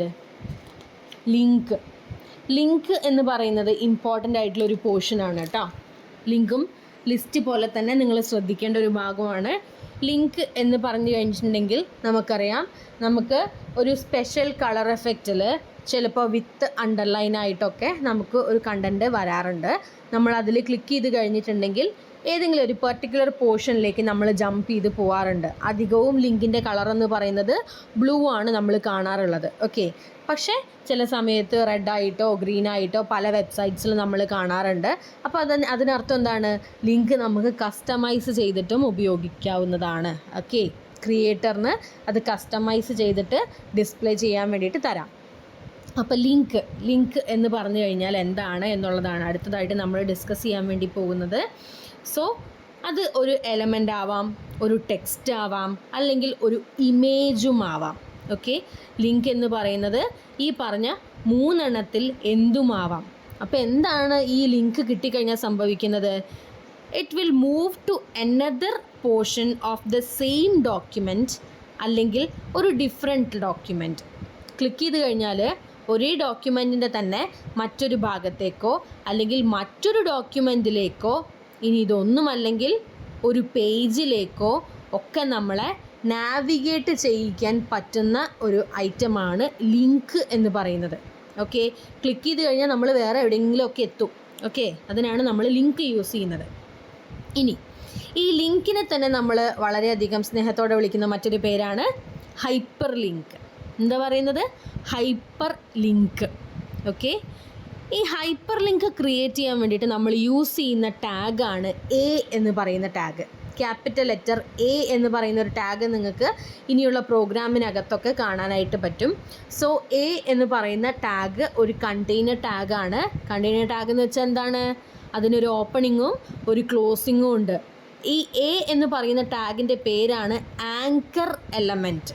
Okay, anchor element for destination address. അപ്പോൾ എ എന്ന് പറയുന്ന ടാഗാണ് നമ്മൾ ഇനി ലീഡ് ചെയ്യാൻ പോകുന്നത് ഫോർ ക്രിയേറ്റിംഗ് ലിങ്ക്സ്. അതുപോലെ തന്നെ ഈ പറയുന്ന എ എന്ന് പറയുന്ന ടാഗ് അതിനകത്തേക്ക് നോക്കിക്കുക, ഒരു എക്സാമ്പിൾ ലൈൻ കൊടുത്തിട്ടുണ്ട്. A space href is equal to double കോട്ട്സിനകത്ത് http://www.dhsekerala.gov.in ഡബിൾ കോട്ട്സ് ക്ലോസ് ചെയ്തു. അപ്പോൾ ഇതിനകത്ത് href എന്ന് പറയുന്ന ഒരു എലമെൻറ്റ് വന്നു, ഒരു മെയിൻ ആട്രിബ്യൂട്ട് വന്നിട്ടുണ്ട് അല്ലേ. അപ്പോൾ എ എന്ന് പറയുന്ന ടാഗിൻ്റെ ഒരു മെയിൻ ആട്രിബ്യൂട്ടാണ് എന്ത്? href.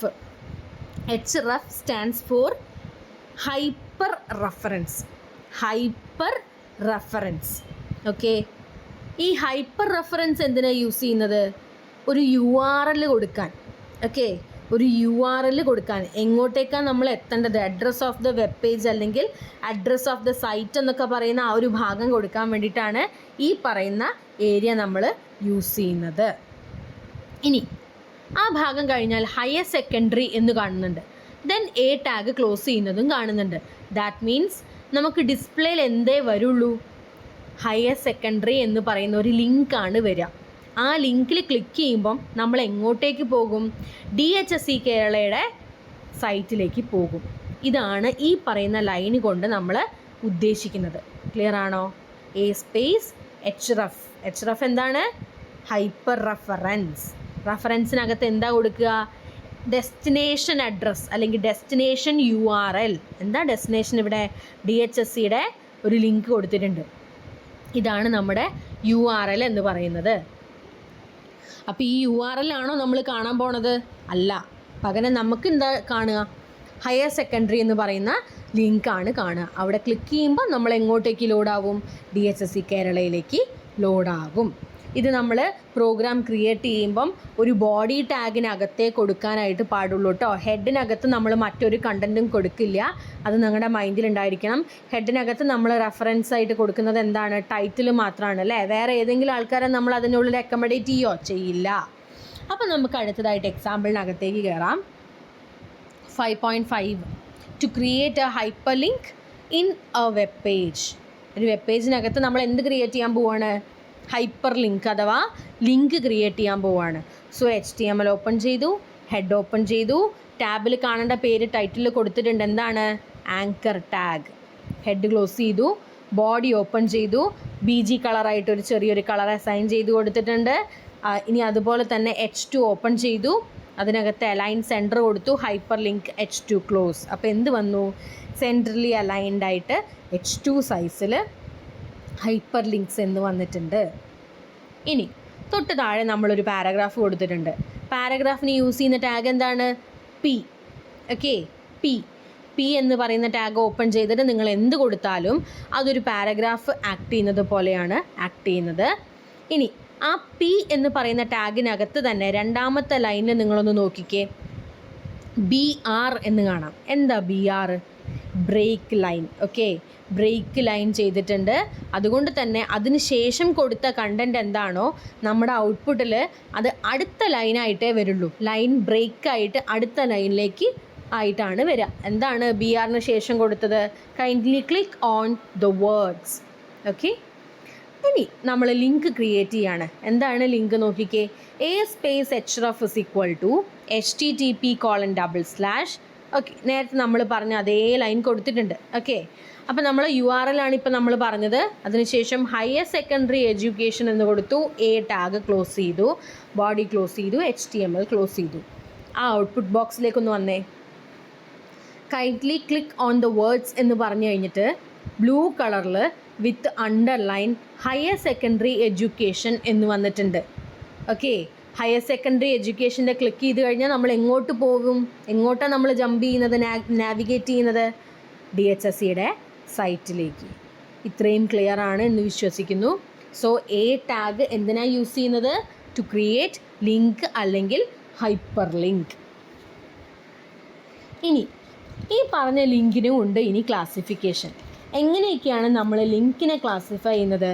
മെയിനായിട്ട് നമുക്ക് ഇൻറ്റേർണൽ ലിങ്ക് എന്ന് പറയുന്ന ഒരു കൺസെപ്റ്റാണുള്ളത്. Okay, internal link. അതുപോലെ തന്നെ നമുക്ക് എക്സ്റ്റേർണൽ ലിങ്കിങ് ഉണ്ട്. അപ്പോൾ നമുക്ക് ആദ്യം ഇൻറ്റേർണൽ ലിങ്ക് എന്താണ് എന്നുള്ളത് നോക്കാം. ഇൻറ്റേർണൽ ലിങ്കിന് ആദ്യം ഒരു എക്സാമ്പിൾ പറഞ്ഞിട്ട് തുടങ്ങാം.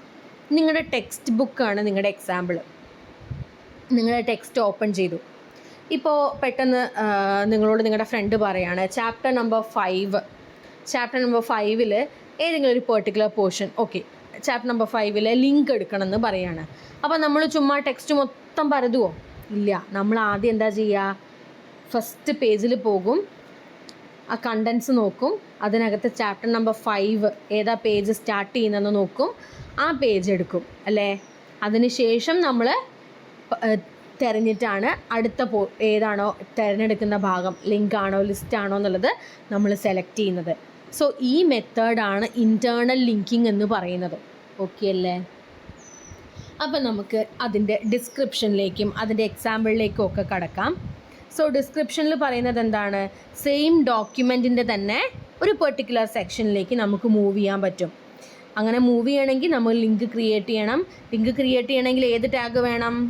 ആങ്കർ ടാഗ് അല്ലേ? എ ടാഗ് എന്ന് പറയുന്ന ടാഗ് നമുക്ക് വേണം. ഓക്കെ, ഇനി ഓരോ സെക്ഷനിലേക്കും ആയിരിക്കും നമുക്കിതിൽ മൂവ് ചെയ്യാനായിട്ട് പറ്റുക. അപ്പോൾ നിങ്ങൾ എക്സാമ്പിൾ ഒന്ന് നോക്കുക. അപ്പം സെയിം സെക്ഷനിലേക്ക് പോകണം എന്നുണ്ടെങ്കിൽ ആ എക്സാമ്പിൾ ലൈൻസ് ഒന്ന് നോക്കിക്കേ. A space name is equal to introduction A close. അപ്പോൾ എന്ത് വരും? നമ്മൾ ഇൻട്രൊഡക്ഷൻ എന്ന് പറയുന്ന ലിങ്കിലേക്ക് ആ ഒരു ഭാഗത്തേക്ക് എത്തണമെങ്കിൽ ഇൻട്രൊഡക്ഷൻ എന്ന് പറയുന്ന ഹെഡിങ്ങിൽ ക്ലിക്ക് ചെയ്താൽ അങ്ങോട്ടേക്ക് എത്തും. ഓക്കെ, റെഡി അല്ലേ? ഇത് സെയിം ഡോക്യുമെൻ്റ് ആണെങ്കിൽ മാത്രമേ നടക്കുള്ളൂ കേട്ടോ. അപ്പം നമുക്ക് ആര് വേണ്ട? href വേണ്ട. ആ സമയത്ത് നമുക്ക് ആര് വേണ്ട? href വേണ്ട. പകരം എന്ത് വേണം? നെയിം വേണം. റെഡി അല്ലേ? അതേസമയം അനദർ സെക്ഷനിലേക്ക് നമുക്ക് ലോഡ് ചെയ്യണം എന്നുണ്ടെങ്കിൽ നമ്മൾ എന്ത് യൂസ് ചെയ്യേണ്ടി വരും? അടുത്ത ബ്ലോക്കിലേക്ക് വരിക. A space href is equal to #introduction. Go to introduction എന്ന് പറയുന്ന ഭാഗം ക്ലിക്ക് ചെയ്ത് കഴിഞ്ഞാൽ ഇൻട്രൊഡക്ഷൻ എന്ന് പറയുന്ന സെക്ഷനിലേക്ക് എത്തും. സോ സെയിം സെക്ഷൻസിലേക്കും ഡിഫറെൻറ്റ് സെക്ഷൻസിലേക്കും രണ്ട് രീതിയിലാണ് ഇവിടെ കോഡുകൾ തന്നിരിക്കുന്നത്. ഓക്കെ, നെയിമും ഉണ്ട്, അതുപോലെ തന്നെ hrefഉം ഉണ്ട്. ക്ലിയർ അല്ലേ? അപ്പം നമുക്ക് ഈ പ്രോഗ്രാമിനകത്തേക്കൊന്ന് നോക്കാം. പ്രോഗ്രാമിനകത്ത് ഒരു a space name 5th line നോക്കുക. A space name is equal to introduction, b introduction, b close, a close. അപ്പോൾ എന്ത് വരും? നിങ്ങളുടെ ഔട്ട്പുട്ടിലേക്കൊന്ന് നോക്കിക്കേ. ആ ഔട്ട്പുട്ടിൻ്റെ പോർഷനിൽ എന്താ കിടക്കണത്? H2-നകത്ത് എൻവയോൺമെൻറ്റ് പൊല്യൂഷൻ കഴിഞ്ഞതിന് ശേഷമുള്ള കണ്ടൻറ്റ്. ഓക്കെ, അപ്പോൾ ഇൻട്രൊഡക്ഷൻ എന്ന് പറയുന്ന ഒരു ഹെഡിങ് വന്നിട്ടുണ്ട് അല്ലേ? ഇനി അതേസമയം നമുക്ക് ആ ഒരു ബ്ലോക്ക് കഴിഞ്ഞതിന് ശേഷം ആ എ ടാഗ് ക്ലോസ് ചെയ്തതിന് ശേഷം a space href is equal to #water കാണുന്നുണ്ടോ? #water. ആ ഭാഗത്തേക്കൊന്ന് നോക്കിക്കേ. Water pollution a close. അവിടെ വാട്ടർ പൊല്യൂഷൻ എന്ന് പറയുന്ന ഒരു കണ്ടൻറ് ഉണ്ട് അല്ലേ? ആ വാട്ടർ പൊല്യൂഷനിൽ ക്ലിക്ക് ചെയ്താൽ നമ്മൾ എങ്ങോട്ടേക്ക് എത്തും? #water എന്ന് പറയുന്ന ഏരിയയിലേക്ക് എത്തും. ക്ലിയർ അല്ലേ? അപ്പോൾ ഇതാണ് രണ്ട് രീതിയിൽ നമ്മൾ ഇൻറ്റേർണൽ ലിങ്കിങ് ചെയ്യുന്നത്. ഈ സെയിം പ്രോഗ്രാമിൽ നമ്മൾ രണ്ട് മെത്തേഡും കാണിച്ചിട്ടുണ്ട്. ഇനി അടുത്തതാണ് എക്സ്റ്റേർണൽ ലിങ്കിങ്. അപ്പോൾ ഇൻറ്റേർണൽ ലിങ്കിങ് പോലെയല്ല എക്സ്റ്റേർണൽ ലിങ്കിങ് എന്ന് പറഞ്ഞു കഴിഞ്ഞിട്ടുണ്ടെങ്കിൽ നമുക്ക് ഒരു പക്ഷേ മറ്റൊരു വെബ് പേജിലേക്ക് തന്നെ മൂവ് ചെയ്യേണ്ടതായിട്ട് വരും. ഓക്കെ, അപ്പോൾ നമ്മൾ എക്സ്റ്റേർണൽ ലിങ്ക് കൊടുക്കുന്ന സമയത്ത് ഒരു കംപ്ലീറ്റ് URL കൊടുക്കേണ്ടി വരും. ഇപ്പോൾ URLനെ സംബന്ധിച്ചുള്ളൊരു പ്രശ്നം എന്താണെന്ന് വെച്ച് കഴിഞ്ഞിട്ടുണ്ടെങ്കിൽ നമ്മൾ URL ഒരിക്കലും നോക്കി ടൈപ്പ് ചെയ്യാൻ നിൽക്കരുത്. പരമാവധി നമ്മളത് കോപ്പി ചെയ്തിട്ട് വേണം പേസ്റ്റ് ചെയ്യാൻ. ഓക്കെ, അത് നമ്മൾ ടൈപ്പ് ചെയ്യുന്ന സമയത്ത് നമുക്ക് ചിലപ്പം // ആയിപ്പോയേക്കാം, കോളൻ ചിലപ്പോൾ സെമികോളൻ ആയേക്കാം, ചിലപ്പോൾ ഏതെങ്കിലും സ്പെല്ലിങ് മിസ് ഔട്ട് ആയേക്കാം. ഇങ്ങനെയൊക്കെ വന്നു കഴിഞ്ഞിട്ടുണ്ടെന്നുണ്ടെങ്കിൽ നമ്മൾ ഒരിക്കലും നമ്മൾ ഉദ്ദേശിച്ച URLലേക്ക് എത്താൻ പോകുന്നില്ല. ഓക്കെ, അപ്പോൾ എക്സ്റ്റേണൽ ലിങ്കിങ് ചെയ്യുന്ന സമയത്ത് നമുക്കൊരു പെർട്ടിക്കുലർ കംപ്ലീറ്റ് URL കിട്ടിയാൽ മാത്രമേ നമ്മുടെ പരിപാടി നടക്കുള്ളൂ. ഇനി ആ എക്സ്റ്റേണൽ ലിങ്കിങ് ചെയ്യാൻ വേണ്ടിയിട്ട് URL എന്ന് നമ്മൾ പറഞ്ഞു അല്ലേ. എന്താണ് URL എന്നുള്ളത് 5.2.3 ഡീറ്റെയിൽ ആയിട്ട് പറയുന്നുണ്ട്, ശ്രദ്ധിക്കുക. സോ URLൻ്റെ ഫുൾ എന്താണ്? Uniform resource locator. HTML പഠിച്ചു വെച്ചതുപോലെ തന്നെ URLും നിങ്ങളുടെ മൈൻഡിലുണ്ടായിരിക്കണം. ഓക്കെ, ഇനി ഈ പറഞ്ഞ URL എന്തിനാണ്? ഒരു പെർട്ടിക്കുലർ വെബ് അഡ്രസ്സിന് വേണ്ടിയിട്ടാണ്. വെബ് അഡ്രസ്സ് കാണിക്കാൻ വേണ്ടിയിട്ടാണ് നമ്മൾ എന്ത് യൂസ് ചെയ്യുന്നത്? URL യൂസ് ചെയ്യുന്നത്. URLിലും 2 ടൈപ്പ് ഉണ്ട്. എന്തൊക്കെയാണ്? ഒന്ന് റിലേറ്റീവ് URL ആണ്, അടുത്തത് ആബ്സല്യൂട്ട് URL ആണ്. റിലേറ്റീവ് URL എന്ന് പറഞ്ഞു കഴിഞ്ഞിട്ടുണ്ടെന്നുണ്ടെങ്കിൽ അതിനകത്ത് ഇനിയും പോകാനുണ്ടാവും. വേറെ ഏതെങ്കിലും പെർട്ടിക്കുലർ ഏരിയയിലേക്ക് എത്തണം എന്നുണ്ടെങ്കിൽ ജസ്റ്റ് ഒരു വെബ്സൈറ്റ് അഡ്രസ്സ് മാത്രമേ തന്നിട്ടുള്ളൂ എന്നാണ് അതിൻ്റെ അർത്ഥം. അതേസമയം ആബ്സല്യൂട്ട് ആണെങ്കിലോ, ഇപ്പോൾ നമ്മുടെ പേജ് എടുത്തു, വെബ്സൈറ്റ് എടുത്തു, അതിനകത്തൊരു പെർട്ടിക്കുലർ പേജിൽ പെർട്ടിക്കുലർ ബോക്സ് ആ ഒരു കറക്റ്റ് സ്ഥലത്തേക്ക് എത്താൻ വേണ്ടിയിട്ട് ആ പേജ് വരെ അവിടെ തന്നിട്ടുണ്ടായിരിക്കും. സോ ഇതാണ് ആബ്സല്യൂട്ട് URLും റിലേറ്റീവ് URLും തമ്മിലുള്ള വ്യത്യാസം എന്ന് പറയുന്നത്. റെഡിയല്ലേ? അപ്പോൾ എങ്ങനെയാണ് ഈ ഒരു പ്രോസസ്സ് നമ്മളവിടെ കംപ്ലീറ്റ് ചെയ്യുക എന്നുള്ളത് മുമ്പ് തൊട്ടേ നമ്മൾ പറയുന്നുണ്ട്. നമ്മൾ നേരത്തെ എക്സാമ്പിൾ തൊട്ട് hrefൽ എന്താ കൊടുത്തിരിക്കുന്നത്? http:// തൊട്ട് അതിൻ്റെ .in അതുവരെയുള്ള കംപ്ലീറ്റ് ഡാറ്റയും നമ്മളവിടെ കൊടുത്തിട്ടുണ്ട് അല്ലേ. സോ ആ കംപ്ലീറ്റ് ഭാഗത്തിനെ റെഫറൻസ് ചെയ്തുകൊണ്ട് നമ്മളതിനെ ആബ്സല്യൂട്ട് URL എന്ന് പറയുന്നുണ്ട്. ഓക്കെ, അതേസമയം നമ്മൾ ഏതെങ്കിലും ഒരു പർട്ടിക്കുലർ പേജും കൂടെ റെഫറൻസ് കൊടുക്കുന്നുണ്ടെന്നുണ്ടെങ്കിൽ href = image.html. ഓക്കെ, അപ്പോൾ നമ്മൾ കറക്റ്റ് ആ ഒരു എക്സാക്റ്റ് HTML പേജ് വരെ റെഫറൻസിൽ കൊടുത്തിട്ടുണ്ട് അല്ലേ. ഇനി അടുത്തതായിട്ട് ഒരു എക്സാമ്പിളും കൂടെ ഉണ്ട്. d:/html hyperlink.html. അപ്പോൾ എന്ത് വന്നു? ഈ 3 രീതിയിലും നമ്മൾ URL എങ്ങനെയാണ് കൊടുക്കുന്നത് എന്നുള്ള കാര്യം നോട്ടീസ് ചെയ്ത് വെച്ചിട്ടുണ്ട് അല്ലേ. ഇനി അടുത്തതാണ് നമ്മൾ ഈ പറഞ്ഞ ടെക്സ്റ്റിലൊക്കെ ലിങ്ക് കൊടുത്തു. ഇനി ഗ്രാഫിക്കൽ ഹൈപ്പർ ലിങ്ക്സ് ഉണ്ടെന്ന് നമ്മൾ പറഞ്ഞു അല്ലേ. ഇമേജിലൊക്കെ ക്ലിക്ക് ചെയ്തിട്ട് നമുക്ക് വേണമെങ്കിൽ മൂവ്മെൻറ്റ്സ് പോസിബിൾ ആണ്. അപ്പോൾ ആദ്യം ഇമേജ് ഇൻസേർട്ട് ചെയ്യാൻ വേണ്ടിയിട്ടുള്ള ടാഗ് ഏതാണെന്നുള്ളത് നിങ്ങളുടെ മൈൻഡിൽ വരണം. ഏതാ ടാഗ്? IMG കണ്ടെയ്നർ ടാഗാണോ empty ടാഗാണോ? It's empty tag. കാരണം എന്താണ്? അയാളെ എവിടെയെങ്കിലും നമ്മൾ ക്ലോസ് ചെയ്യുന്നുണ്ടോ? ഇല്ല. IMG എന്ന് പറയുന്ന ടാഗിനെ നമ്മൾ പ്രത്യേകിച്ച് ക്ലോസ് ചെയ്യുന്നില്ല, ഓപ്പൺ മാത്രമേ നമ്മൾ അതിനെ ചെയ്യുന്നുള്ളൂ. സോ ഈ ഒരു എക്സാമ്പിളിനകത്ത് 5.7 എന്ന് പറയുന്ന എക്സാമ്പിളിനകത്തേക്ക് വരിക. അതിനകത്ത് ആ ലിങ്കിൻ്റെ ഭാഗം നോക്കുക. href = https://www.wikipedia.org. അപ്പോൾ എങ്ങോട്ടാണ് നമ്മൾ എത്തേണ്ടത്? സ്ഥലം എവിടെയാണ്? വിക്കിപീഡിയ ആണ്. Okay, then imgsrc = wiki.jpg. ഒരു ഇമേജ് കൊടുത്തിട്ടുണ്ട്. ഓക്കെ, ആ ഇമേജ് എന്ന് പറയുന്നത് srcയിലാണ് കൊടുക്കേണ്ടത്. Then alt = image of wiki. എന്താ alt? നമ്മൾ ആ ഇമേജിൻ്റെ അടുത്ത് പോയി മൗസിൻ്റെ പോയിൻ്റർ ജസ്റ്റ് ഹവർ ചെയ്യുന്ന സമയത്ത്, അല്ലെങ്കിൽ അവിടെ ജസ്റ്റ് പോയി നിൽക്കുന്ന സമയത്ത് ഇമേജ് ഓഫ് വിക്കി എന്ന് നമുക്കവിടെ ഒരു ചെറിയ ബോക്സിൽ കാണിക്കും, എനേബിൾ ചെയ്ത് തരും. എന്താണ് ഈ ഇമേജ് മീൻ ചെയ്യുന്നത് എന്നുള്ളത് അവിടെ കാണിക്കും. ഇനി ആ ഇമേജിൻ്റെ ഹൈറ്റും വിഡ്ത്തും ബോർഡറും സെറ്റ് ചെയ്ത് കൊടുത്തിട്ടുണ്ട്. Height is 30, width is 40, border is 1. Then tag close ചെയ്തു. ആ ബോക്സിനകത്ത് ആ ഔട്ട്പുട്ട് ബോക്സിനകത്തേക്കൊന്ന് നോക്കിക്കുക. ഒരു ചെറിയ കുഞ്ഞ് ഇമേജ് അവിടെ ലോഡായിട്ടുണ്ട് അല്ലേ. ആ ഇമേജിൽ ക്ലിക്ക് ചെയ്യുന്ന സമയത്ത് നമ്മൾ വിക്കിപീഡിയയിലേക്ക് പോകുന്നതായിരിക്കും. റെഡിയല്ലേ? Next, creating email linking. ഇത്രയും നേരം പറഞ്ഞ ലിങ്കിങ്ങിനെ നിന്നും കുറച്ചും കൂടെ വ്യത്യാസം വരുന്നൊരു ഭാഗമാണ് ഇമെയിൽ ലിങ്കിങ് എന്ന് പറയുന്നത്. വൺ വേർഡായിട്ട് ഇമെയിൽ ലിങ്കിങ്ങിൻ്റെ ക്വസ്റ്റ്യൻസ് വരാറുണ്ട്.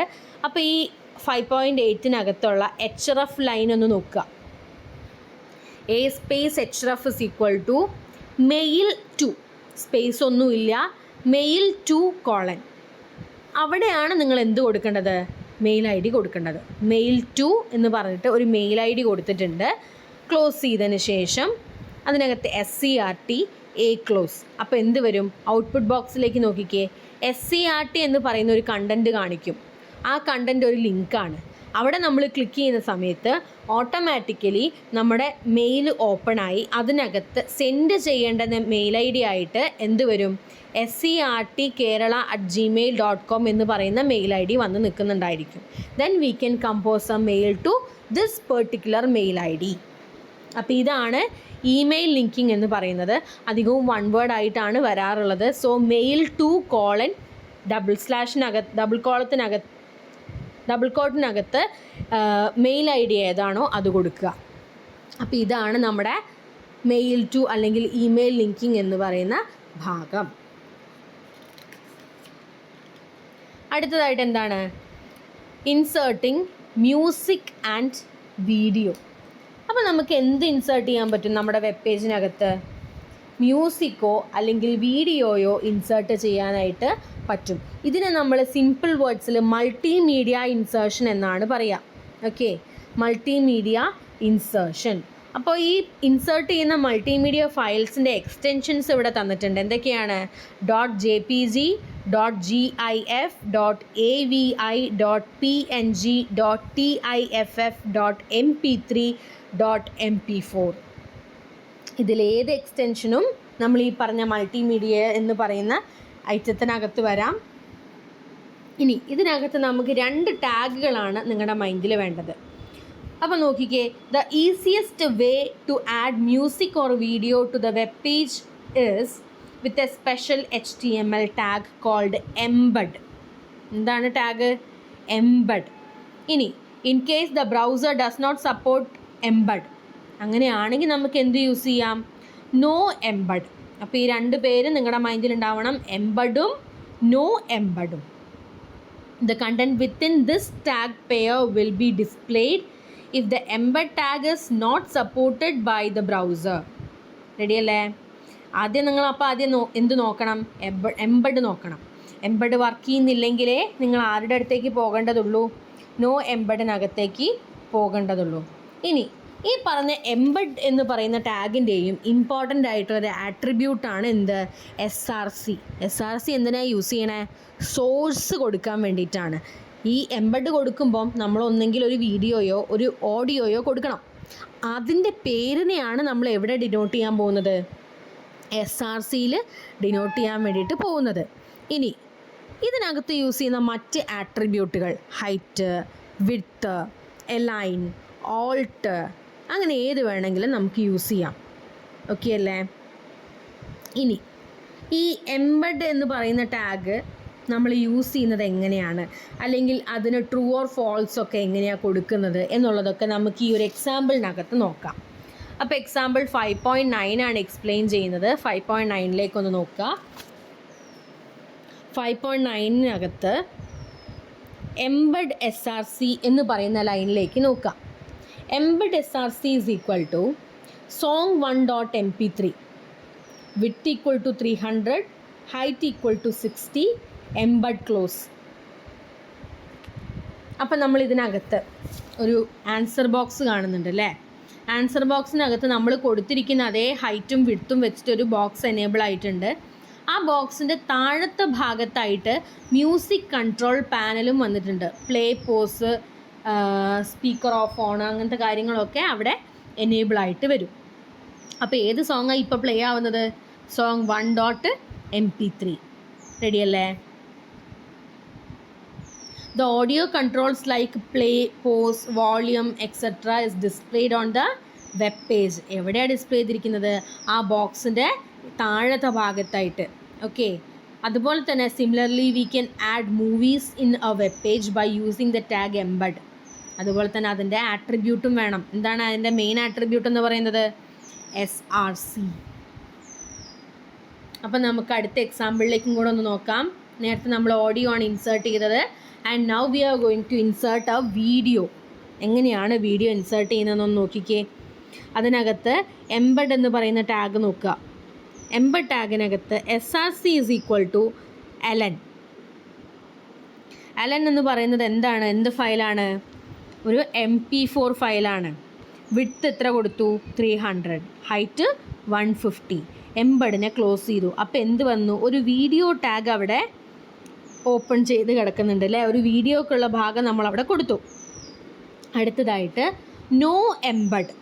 നോ എംബഡിൽ IMG space SRC is equal to book2.jpg alt is equal to alternative media no embed. അപ്പോൾ എന്തിനാണ് നമ്മളിപ്പോൾ ഇവിടെ ഈ നോ എംബഡ് യൂസ് ചെയ്തിരിക്കുന്നത്? ഇൻ കേസ് നമുക്ക് ഈ പറഞ്ഞ എംബഡ് വർക്ക് ചെയ്യുന്നില്ലെങ്കിൽ എന്താ അവിടെ കാണിക്കാം?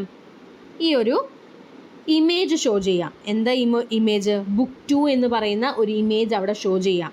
അവിടെ നമ്മൾ ഹവർ ചെയ്യുന്ന സമയത്ത് ഓൾട്ടർനേറ്റീവ് മീഡിയ എന്ന് പറയുന്ന കണ്ടൻറ്റ് ഷോ ചെയ്യിക്കും. അതും വീഡിയോ പ്ലേ ചെയ്തിട്ടില്ലെങ്കിൽ മാത്രം. അപ്പോൾ music can be played in the background while the page is viewed. Okay, BG sound എന്ന് പറയുന്ന ടാഗും നമുക്കവിടെ യൂസ് ചെയ്യാവുന്നതാണ്. എന്തിന്? മ്യൂസിക് പ്ലേ ചെയ്യാൻ വേണ്ടിയിട്ട്. ഇൻ കേസ് നമ്മൾ നേരത്തെ യൂസ് ചെയ്ത എംബഡൊന്നും വർക്ക് ചെയ്യാത്തൊരു സിറ്റുവേഷൻ ആണെങ്കിൽ. ഓക്കെ, അപ്പോൾ നമുക്ക് അടുത്ത പ്രോഗ്രാമിലേക്കും കൂടെ നോക്കാം ഈ BG സൗണ്ടിൻ്റെ ആപ്ലിക്കേഷൻ എങ്ങനെയാണ് വരുന്നത് എന്നുള്ള കാര്യം. സോ ആ പ്രോഗ്രാം അകത്ത് BG സൗണ്ട് ഒന്ന് നോക്കിക്കേ. ആ line BG sound space SRC is equal to song2.mp3 loop infinite. എന്താണ് BG സൗണ്ട് എന്ന് പറയുന്നതിൻ്റെ സൗണ്ട് ഏതാണ്? സോങ് 2 ആണ്. SRCയിൽ സോങ് 2 ആണ്. അപ്പം എന്താണ് പ്ലേ ചെയ്യുന്നത്? സോങ് 2. ഇനി loop is equal to infinite. ആ സോങ്ങിനെ എന്ത് ചെയ്യണം? ഇൻഫിനിറ്റ്ലി ലൂപ്പ് ചെയ്തുകൊണ്ടിരിക്കണം. അതിങ്ങനെ പ്ലേ ചെയ്തുകൊണ്ടേ ഇരിക്കണം. നമ്മൾ ആ വെബ്സൈറ്റ് അല്ലെങ്കിൽ ആ ഒരു വെബ് പേജ് ക്ലോസ് ചെയ്യുന്നത് വരെ അതിങ്ങനെ കിടന്ന് പാട്ട് പാടിക്കൊണ്ടേ ഇരിക്കണം അല്ലേ? അത് ഇൻഫിനിറ്റ് ആയിട്ട് കൊടുത്തത് കൊണ്ട് അത് ഇൻഫിനിറ്റായിട്ട് ഇങ്ങനെ റൺ ചെയ്തുകൊണ്ടേ ഇരിക്കും. ആ പാട്ട് നമ്മളിത് ക്ലോസ് ചെയ്യുന്ന സമയത്ത് മാത്രമേ പോകുള്ളൂ. റെഡിയല്ലേ? ഇനി അടുത്തതാണ് creating tables in a web page. എന്തിനാണ് നമ്മൾ വെബ് പേജിൽ ഒരു ടേബിൾ ക്രിയേറ്റ് ചെയ്യുന്നത്? നമ്മൾ വലിയൊരു പാരഗ്രാഫ് വായിച്ചെടുക്കുന്നതിനേക്കാളും വളരെ കുറച്ച് സമയം മതി എന്തിന്? ഒരു ടേബിൾ അനലൈസ് ചെയ്യാൻ. So presenting a lot of information in a structured way എന്ന് പറയുന്നതാണ് എന്ത് വഴി സാധ്യമാകുന്നത്? ടേബിൾ എന്ന് പറയുന്ന മെത്തേഡ് വഴി നമുക്ക് ചെയ്യാൻ പറ്റുന്നത്. ടേബിൾ എന്ന് പറയുന്നത് ഒരു സ്ട്രക്ചേർഡ് എലമെൻ്റ് ആണ്. അതിനകത്ത് കുറച്ച് റോസും കുറച്ച് കോളംസും ഒക്കെ ഉണ്ടായിരിക്കും. ഈ കോളംസിനെയും റോസിനെയും കമ്പൈൻ ചെയ്തിട്ട് നമ്മൾ പറയുന്ന പേരാണ് സെല്ല്. അതിനകത്ത് നമുക്ക് എന്തൊക്കെ കൊടുക്കാം? ടെക്സ്റ്റ് കൊടുക്കാം, ഇമേജ് കൊടുക്കാം, അതുമല്ലെന്നുണ്ടെങ്കിൽ അതിനകത്ത് വീണ്ടും ടേബിൾസും കൊടുക്കാവുന്നതാണ്. അപ്പം നമ്മൾ ഈ ടേബിൾ ഡിസ്കസ് ചെയ്യുന്നതിൻ്റെ മുമ്പേ നമ്മൾ അതിന് വേണ്ടിയിട്ട് കുറച്ച് ടാഗുകൾ യൂസ് ചെയ്യും. ഏതൊക്കെയാണ് ടേബിളിൻ്റെ ടാഗുകൾ എന്നുള്ളത് നമുക്കൊന്ന് നോക്കാം. ഫസ്റ്റ് വൺ എന്ന് പറയുന്നത് ടേബിളാണ്. ടേബിൾ എന്ന് പറയുന്ന ടാഗ് ഓപ്പൺ ചെയ്താലേ ഒരു ടേബിൾ ക്രിയേറ്റ് ചെയ്യാൻ പറ്റുള്ളൂ. അതിനകത്ത് TH, ടേബിളിന് നമുക്ക് ചിലപ്പോൾ വല്ല ഹെഡിങ്ങുകളൊക്കെ കൊടുക്കാനുണ്ടാവും. അതിനൊക്കെ നമ്മൾ യൂസ് ചെയ്യുന്നതാണ് TH എന്ന് പറയുന്ന ടാഗ്. TR, ഒരു റോ ക്രിയേറ്റ് ചെയ്യാൻ വേണ്ടിയിട്ട് നമ്മൾ യൂസ് ചെയ്യുന്ന ടാഗാണ് TR. TRനകത്ത് നമ്മൾ TD യൂസ് ചെയ്യും. എന്തിനാണ് TD യൂസ് ചെയ്യുന്നത്? ഓരോ സെല്ലിലും നമ്മൾ ഇൻഫർമേഷൻ ഇൻക്ലൂഡ് ചെയ്യാൻ വേണ്ടിയിട്ടാണ് TD യൂസ് ചെയ്യുന്നത്. അപ്പോൾ ഈ 3 ടാഗുകളാണ് നിങ്ങൾ ടേബിൾ എന്ന് പറയുമ്പോൾ നിങ്ങളുടെ മൈൻഡിലേക്ക് കൊണ്ടുവരേണ്ടത്. സോ ടാഗുകൾ എന്തൊക്കെയാണ്, എങ്ങനെയൊക്കെയാണ് അതിൻ്റെ യൂസേജ് വരുന്നത് എന്നുള്ളത് നമുക്കൊന്ന് ഡിസ്കസ് ചെയ്യാം. സോ ടേബിൾ ടാഗ് എന്ന് പറയുന്നതിൽ ടേബിൾ എന്ന് പറയുന്നത് ഒരു കണ്ടെയ്നർ ടാഗാണ്. അപ്പോൾ എന്ത് മനസ്സിലാക്കണം? തുറന്നാൽ അത് അടച്ചിരിക്കണം. റെഡിയല്ലേ? ടേബിൾ ടാഗ് എന്ന് പറയുന്നത് ഒരു ഓപ്പണിംഗ് ക്ലോസും അതുപോലെ തന്നെ ഒരു ക്ലോസിങ് ക്ലോസും ഉള്ളൊരു ഭാഗമാണ്. 2 ടാഗുകളുണ്ട്. ഓക്കെ, അതിനകത്ത് വരുന്ന കുറച്ച് ബിഹേവിയേഴ്സാണ്. ടേബിളിൽ നമുക്ക് എന്തൊക്കെ സെറ്റ് ചെയ്യാം, എന്തൊക്കെ ആട്രിബ്യൂട്ട്സ് നമുക്ക് കൊടുക്കാൻ പറ്റും. ടേബിളിൽ നമുക്ക് ബോർഡർ സെറ്റ് ചെയ്യാം. ബോർഡർ നമ്മൾ കൊടുക്കാതെ ചെയ്യാറുണ്ട്. കൊടുക്കുമ്പോൾ തന്നെ നമ്മൾ 1 or 2 ഒക്കെ അപ്രോപ്രിയേറ്റ് ആയിട്ട് ആ സമയത്ത് ആവശ്യമുള്ള രീതിയിൽ കൊടുക്കാറുണ്ട്. ബോർഡർ കളർ ബോർഡർ കളർ എന്ന് പറയുന്നത് നമുക്ക് ബൈ ഡിഫോൾട്ട് ബ്ലാക്ക് ആയിരിക്കും. In case if you want to change the border colour you can change it. അടുത്തത് അലൈനാണ്. ഡിഫോൾട്ടായിട്ട് നമ്മുടെ ടേബിളിലുള്ള കണ്ടൻറ്റൊക്കെ ടേബിൾ എങ്ങനെയാണ് വരിക? ലെഫ്റ്റിലാണ് വരിക. ഇൻ കേസ് എനിക്ക് എൻ്റെ വെബ് പേജിനകത്ത് ടേബിൾ സെൻറ്ററിൽ അല്ലെങ്കിൽ ഒരു റൈറ്റ് കോർണറിലൊക്കെ ഡിസ്പ്ലേ ചെയ്യണമെങ്കിൽ we have to align it. So by default it will be appearing in left. അടുത്തതാണ് BG കളർ, ടേബിളിൻ്റെ ബാക്ക്ഗ്രൗണ്ട് കളർ എന്ന് പറയുന്നത് നമുക്ക് സെറ്റ് ചെയ്യാം. ബാക്ക്ഗ്രൗണ്ട് എന്ന് പറയുന്നത് നമ്മൾ എന്തിനാണ് യൂസ് ചെയ്യുന്നത്? പ്രത്യേകിച്ചൊരു ഇമേജ് ഒക്കെ ഡിസ്പ്ലേ ചെയ്യാൻ വേണ്ടിയിട്ടാണ് യൂസ് ചെയ്യുന്നത്. ദെൻ സെൽ സ്പേസിങ്, സെല്ലുകൾ തമ്മിലുള്ള ഡിസ്റ്റൻസിനെയാണ് സെൽ സ്പേസിങ് എന്ന് പറയുന്നത്. ഓക്കെ, അഥവാ അടുത്തതാണ് സെൽ പാഡിങ്. സെൽ പാഡിങ് എന്ന് പറഞ്ഞു കഴിഞ്ഞിട്ടുണ്ടെങ്കിൽ ഒരു സെല്ലിനകത്ത് കണ്ടൻറ്റിനെ ബോർഡറിൽ നിന്നും ഈക്വലി ഗ്യാപ്പ് ചെയ്തിട്ട് ടൈപ്പ് ചെയ്ത് കാണിക്കാൻ. രണ്ടും തമ്മിൽ മാറിപ്പോകരുത്. സെൽ സ്പേസിങ് എന്ന് പറഞ്ഞാൽ സെല്ലുകൾ തമ്മിലുള്ള സ്പേസ്.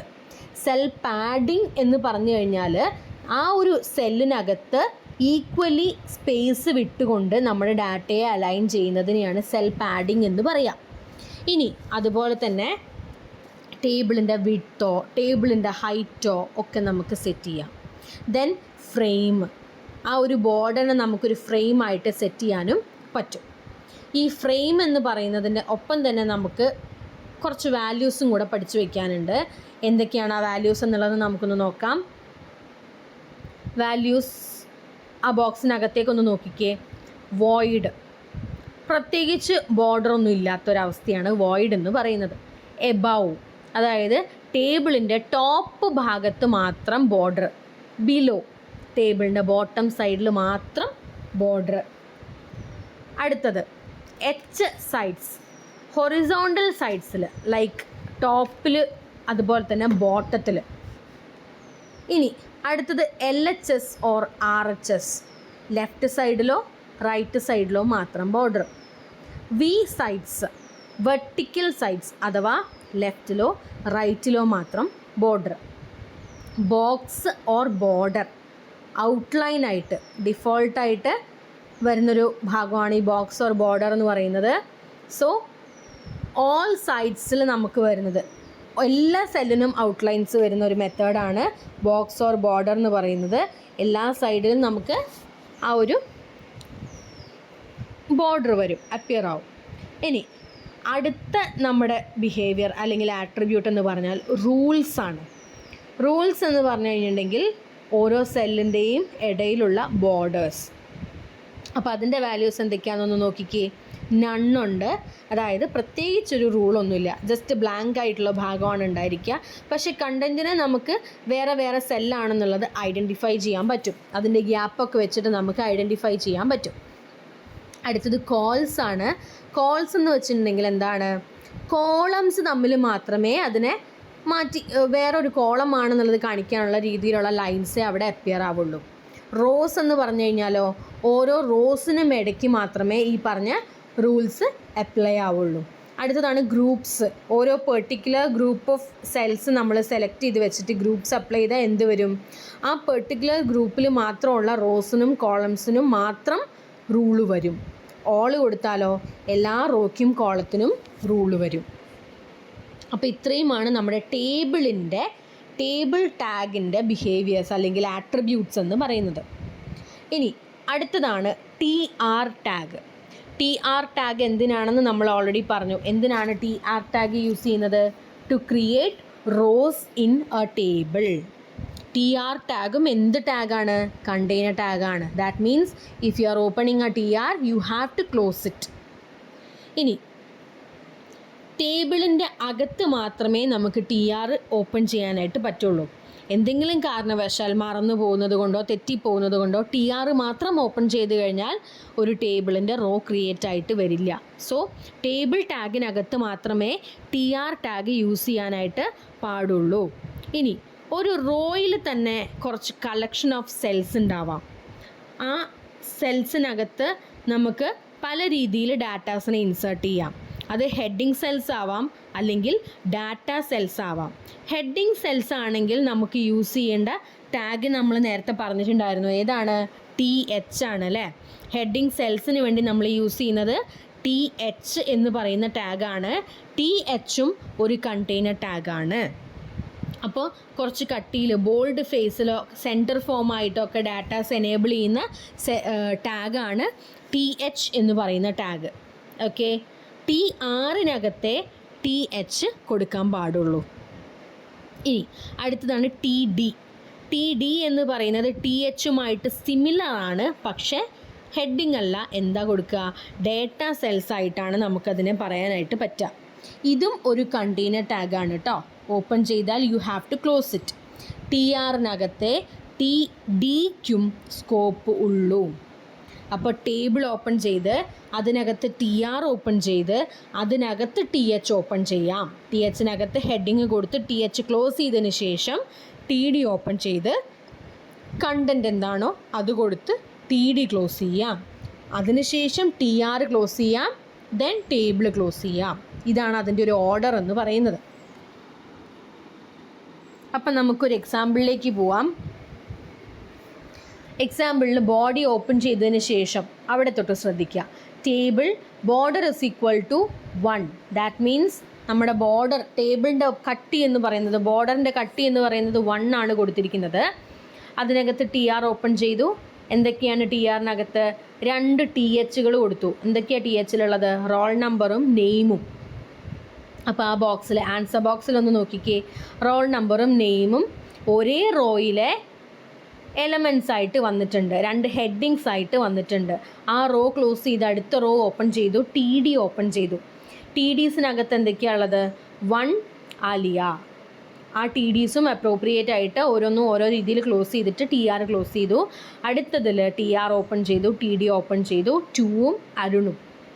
ദെൻ TDസും TRും ക്ലോസ് ചെയ്തതിന് ശേഷം ടേബിൾ ക്ലോസ് ചെയ്യുക. അപ്പോൾ ഇങ്ങനെയാണ് നമ്മൾ സിംപ്ലി ഒരു ടേബിൾ ക്രിയേറ്റ് ചെയ്യുന്നത് എന്നുള്ളത് മനസ്സിലാക്കി വയ്ക്കുക. ഓക്കെ, ദെൻ അടുത്ത എക്സാമ്പിൾ നോക്കുക. ആ എക്സാമ്പിളിനകത്തും ഫസ്റ്റ് 2 എണ്ണം ഹെഡിങ്സ് ആണ്. ആ ഫസ്റ്റ് റോയിലുള്ളത് ഹെഡിങ്സ് ആണ്, ബാക്കിയുള്ളതൊക്കെ കണ്ടൻസ് ആണ്. അതിൽ ചെറിയ ചില ചേഞ്ചസ് വന്നിട്ടുണ്ട്. പ്രത്യേകിച്ചൊരു ബോർഡർ കൊടുത്തിട്ടില്ല ടേബിളിന്. പിന്നെ അടുത്തത് എന്താണ്? അതിനകത്തുള്ള കണ്ടൻസ് ഒക്കെ സെൻറ്ററായിട്ട് അലൈൻ ചെയ്തിട്ടുണ്ട് അല്ലേ. റെഡിയല്ലേ? അപ്പോൾ ആ 5.3 കൂടെ ഒന്ന് ശ്രദ്ധിക്കുക.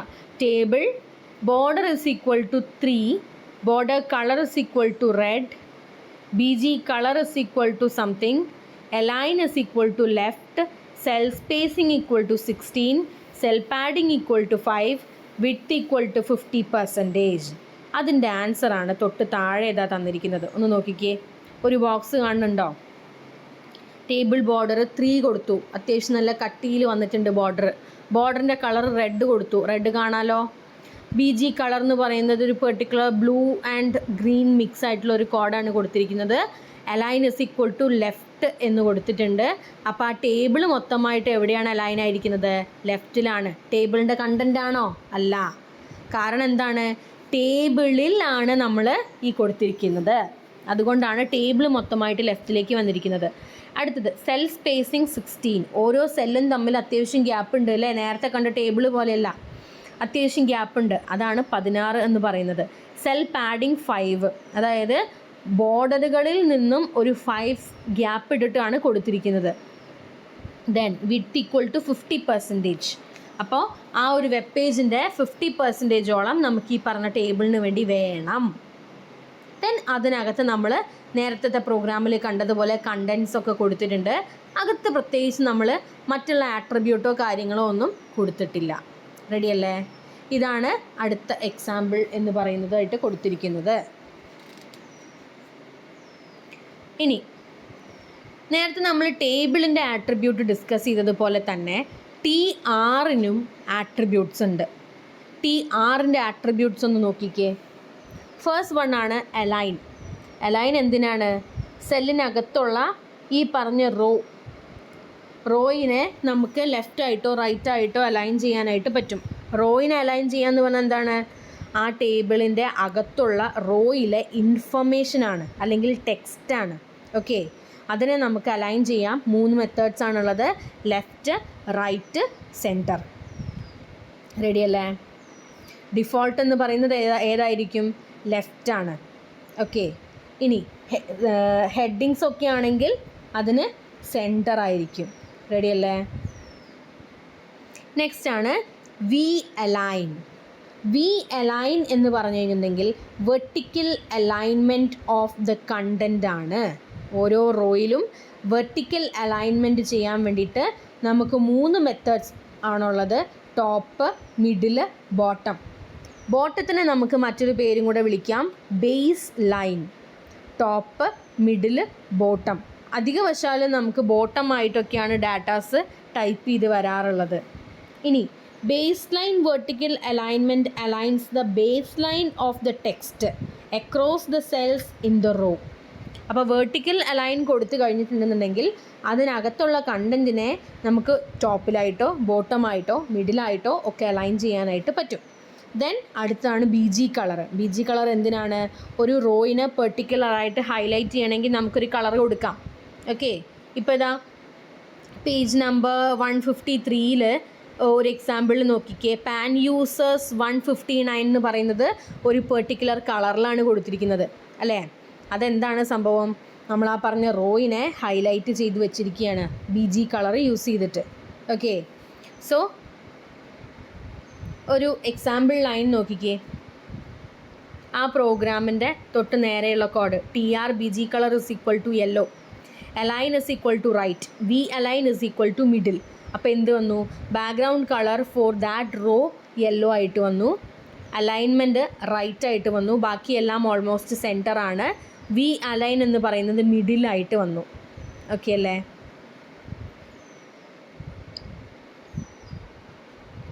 ഇനി അടുത്തത് TH അല്ലെങ്കിൽ TD പോലെയുള്ള ടാഗുകളുടെ ബിഹേവിയറിനെയാണ് ഡിസ്കസ് ചെയ്യാനായിട്ട് പോണത്. അലൈൻ നമ്മൾ നേരത്തെ കണ്ട അതേ എലമെൻ്റ് ആണ് അല്ലേ? അതേ ആട്രിബ്യൂട്ടാണ്. വല്ല വ്യത്യാസവും ഉണ്ടോ? ഇല്ല. ഇതിലും എന്തൊക്കെയാണ് ഉണ്ടായിരിക്കുക? ലെഫ്റ്റ്, റൈറ്റ്, സെൻറ്ററാണ് ഉണ്ടായിരിക്കുക. TH ആണെന്നുണ്ടെങ്കിൽ നമുക്ക് കുറച്ച് കട്ടിയിൽ വരും, സെൻറ്ററിലാണ് വരിക. ഇനി മറ്റേതാണെന്നുണ്ടെങ്കിൽ ലെഫ്റ്റിലാണ് വരിക. TD ആണെങ്കിൽ ലെഫ്റ്റിലാണ് ഡിഫോൾട്ടായിട്ട് അലൈൻ ചെയ്തിട്ട് വരിക. THൻ്റെത് സെൻറ്ററും TDയുടേത് ലെഫ്റ്റും. ഇനി വി അലൈൻ ഇവിടെയുമുണ്ട്, സെയിം ആണ്. വെർട്ടിക്കൽ അലൈൻമെൻ്റ് ആണ്. ടോപ്പും ബോട്ടവും മിഡിലും ഉണ്ട്. മിഡിലിന് പറയുന്ന മറ്റൊരു പേര് ബേസ് ലൈൻ എന്നാണ്. അടുത്തത് BG കളറാണ്. BG കളർ നമുക്ക് അപ്ലൈ ചെയ്തിട്ട് ഒരു പെർട്ടിക്കുലർ ഹെഡിങ്ങിനെയോ അല്ലെങ്കിൽ ഒരു പെർട്ടിക്കുലർ ഡാറ്റയെയോ ഹൈലൈറ്റ് ചെയ്ത് കൊടുക്കാനായിട്ട് പറ്റും. അപ്പോൾ ഈ പറഞ്ഞ BG കളർ എന്ന് പറയുന്നത് ഏതൊക്കെ എലമെൻസിൻ്റെ ഏതൊക്കെ ടാഗിൻ്റെ ആട്രിബ്യൂട്ടായിട്ട് വരുന്നുണ്ട്? ടേബിളിൻ്റെത് വരുന്നുണ്ട്, TRൻ്റെത് വരുന്നുണ്ട്, TDൻ്റെത് വരുന്നുണ്ട്, THൻ്റെത് വരുന്നുണ്ട്. റെഡിയല്ലേ? ഓക്കെ,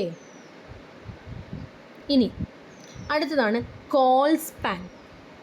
ആ 2 പേരുകളൊന്ന് ശ്രദ്ധിക്കുക, 4ഉം 5ഉം. കോൾ സ്പാനും അതുപോലെ തന്നെ റോ സ്പാനും. കോൾ സ്പാൻ എന്ന് പറഞ്ഞു കഴിഞ്ഞിട്ടുണ്ടെങ്കിൽ കോളംസ് തമ്മിൽ മെർജ് ചെയ്യും. So a cell spans over a single column. Columns occupy more than one cell. എങ്ങനെയാണ് കോൾ സ്പാൻ അപ്ലൈ ചെയ്യുക? TH col span is equal to 3. അപ്പോൾ എന്ത് വരും? ആദ്യത്തെ 3 എണ്ണവും ഒരു കോളമായിട്ട് മാറും. അടുത്തതാണ് റോ സ്പാൻ. അപ്പോൾ എന്തായിരിക്കും? റോസിനെ മെർജ് ചെയ്യാൻ വേണ്ടിയിട്ട് യൂസ് ചെയ്യുന്നതാണ് റോ സ്പാൻ എന്ന് പറയുന്നത്. അപ്പോൾ ഒരു നമ്പർ ഓഫ് റോസ് പറഞ്ഞു കൊടുത്തിട്ടുണ്ടെന്നുണ്ടെങ്കിൽ നമുക്ക് അത്രയും റോസിനെ ഒന്നിച്ച് അല്ലെങ്കിൽ മെർജ് ചെയ്തെടുക്കാനായിട്ട് പറ്റും. ഡിഫോൾട്ട് സെൽ സ്പാൻ എന്ന് പറയുന്നത് സിംഗിൾ റോ ആണ്, സ്വാഭാവികം. അപ്പോൾ നമുക്ക് ചെയ്യണം എന്നുണ്ടെങ്കിൽ നമുക്ക് മൾട്ടിപ്പിൾ റോസിനെ റോ സ്പാൻ ചെയ്ത് കൊടുക്കാം. എങ്ങനെ കൊടുക്കേണ്ടി വരും? അതിൻ്റെ ന്യൂമറിക് വാല്യൂ ഗ്രേറ്റർ ദാൻ 1 ആയിരിക്കണം.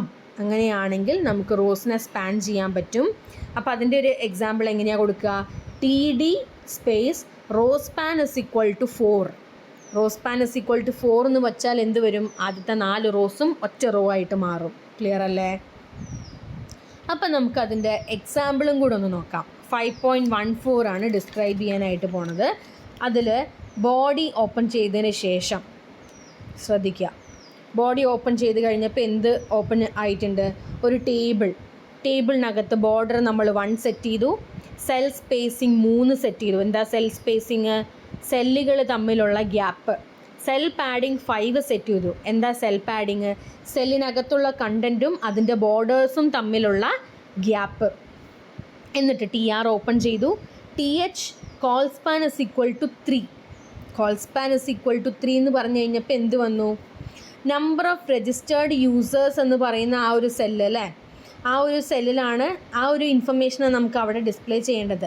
അപ്പോൾ മൊത്തം 3 കോളംസ് മെർജായിട്ട് അവിടെ എന്ത് വന്നു? നമ്പർ ഓഫ് രജിസ്റ്റേർഡ് സ്റ്റുഡൻസ് എന്ന് പറയുന്ന ഒരു ബോക്സ് നോക്കിക്കുക, ആൻസറിലേക്ക് കാണുന്നില്ലേ? ഇനി തൊട്ട് താഴെ TR ക്ലോസ് ചെയ്തു, അടുത്ത TR ഓപ്പൺ ചെയ്തു. TH row span is equal to 2. അപ്പോൾ ഇവിടെ നമ്മൾ എന്തിനെയാണ് സ്പാൻ ചെയ്തിരിക്കുന്നത്? റോകളെ തമ്മിലാണ് സ്പാൻ ചെയ്തിരിക്കുന്നത്. എന്നിട്ട് അവിടെ എന്താ ഡിസ്പ്ലേ ചെയ്യേണ്ടത്? ഇയർ. അപ്പോൾ എന്ത് വന്നു? ആദ്യത്തെ 2 റോസ്, ആ ഭാഗത്ത് നിന്നുള്ള 2 റോസിനെ മെർജ് ചെയ്തു. എന്നിട്ട് അവിടെ ഇയർ എന്ന് ഡിസ്പ്ലേ ചെയ്ത് കാണിച്ചു. റെഡിയല്ലേ? ബാക്കിയുള്ളതൊക്കെ സാധാരണ കൊടുക്കുന്നത് പോലെ തന്നെ കണ്ടൻറ്റ് അപ്ലൈ ചെയ്തിട്ടുണ്ട്. വേറെ കാര്യമായിട്ടുള്ള വ്യത്യാസങ്ങളൊന്നുമില്ല.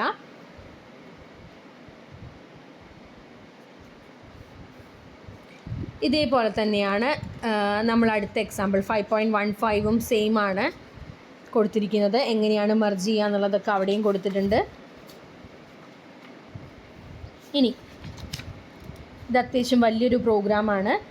ഇത്രയും വലിയ പ്രോഗ്രാംസ് ഒന്നും ഉണ്ടായിരിക്കില്ല. ചിലപ്പോൾ ഇതിൽ തന്നെ ഏതെങ്കിലും പെർട്ടിക്കുലർ ബോക്സസ് മാത്രം തന്നിട്ടൊക്കെ ആയിരിക്കും ചോദ്യങ്ങൾ ഉണ്ടായിരിക്കുക.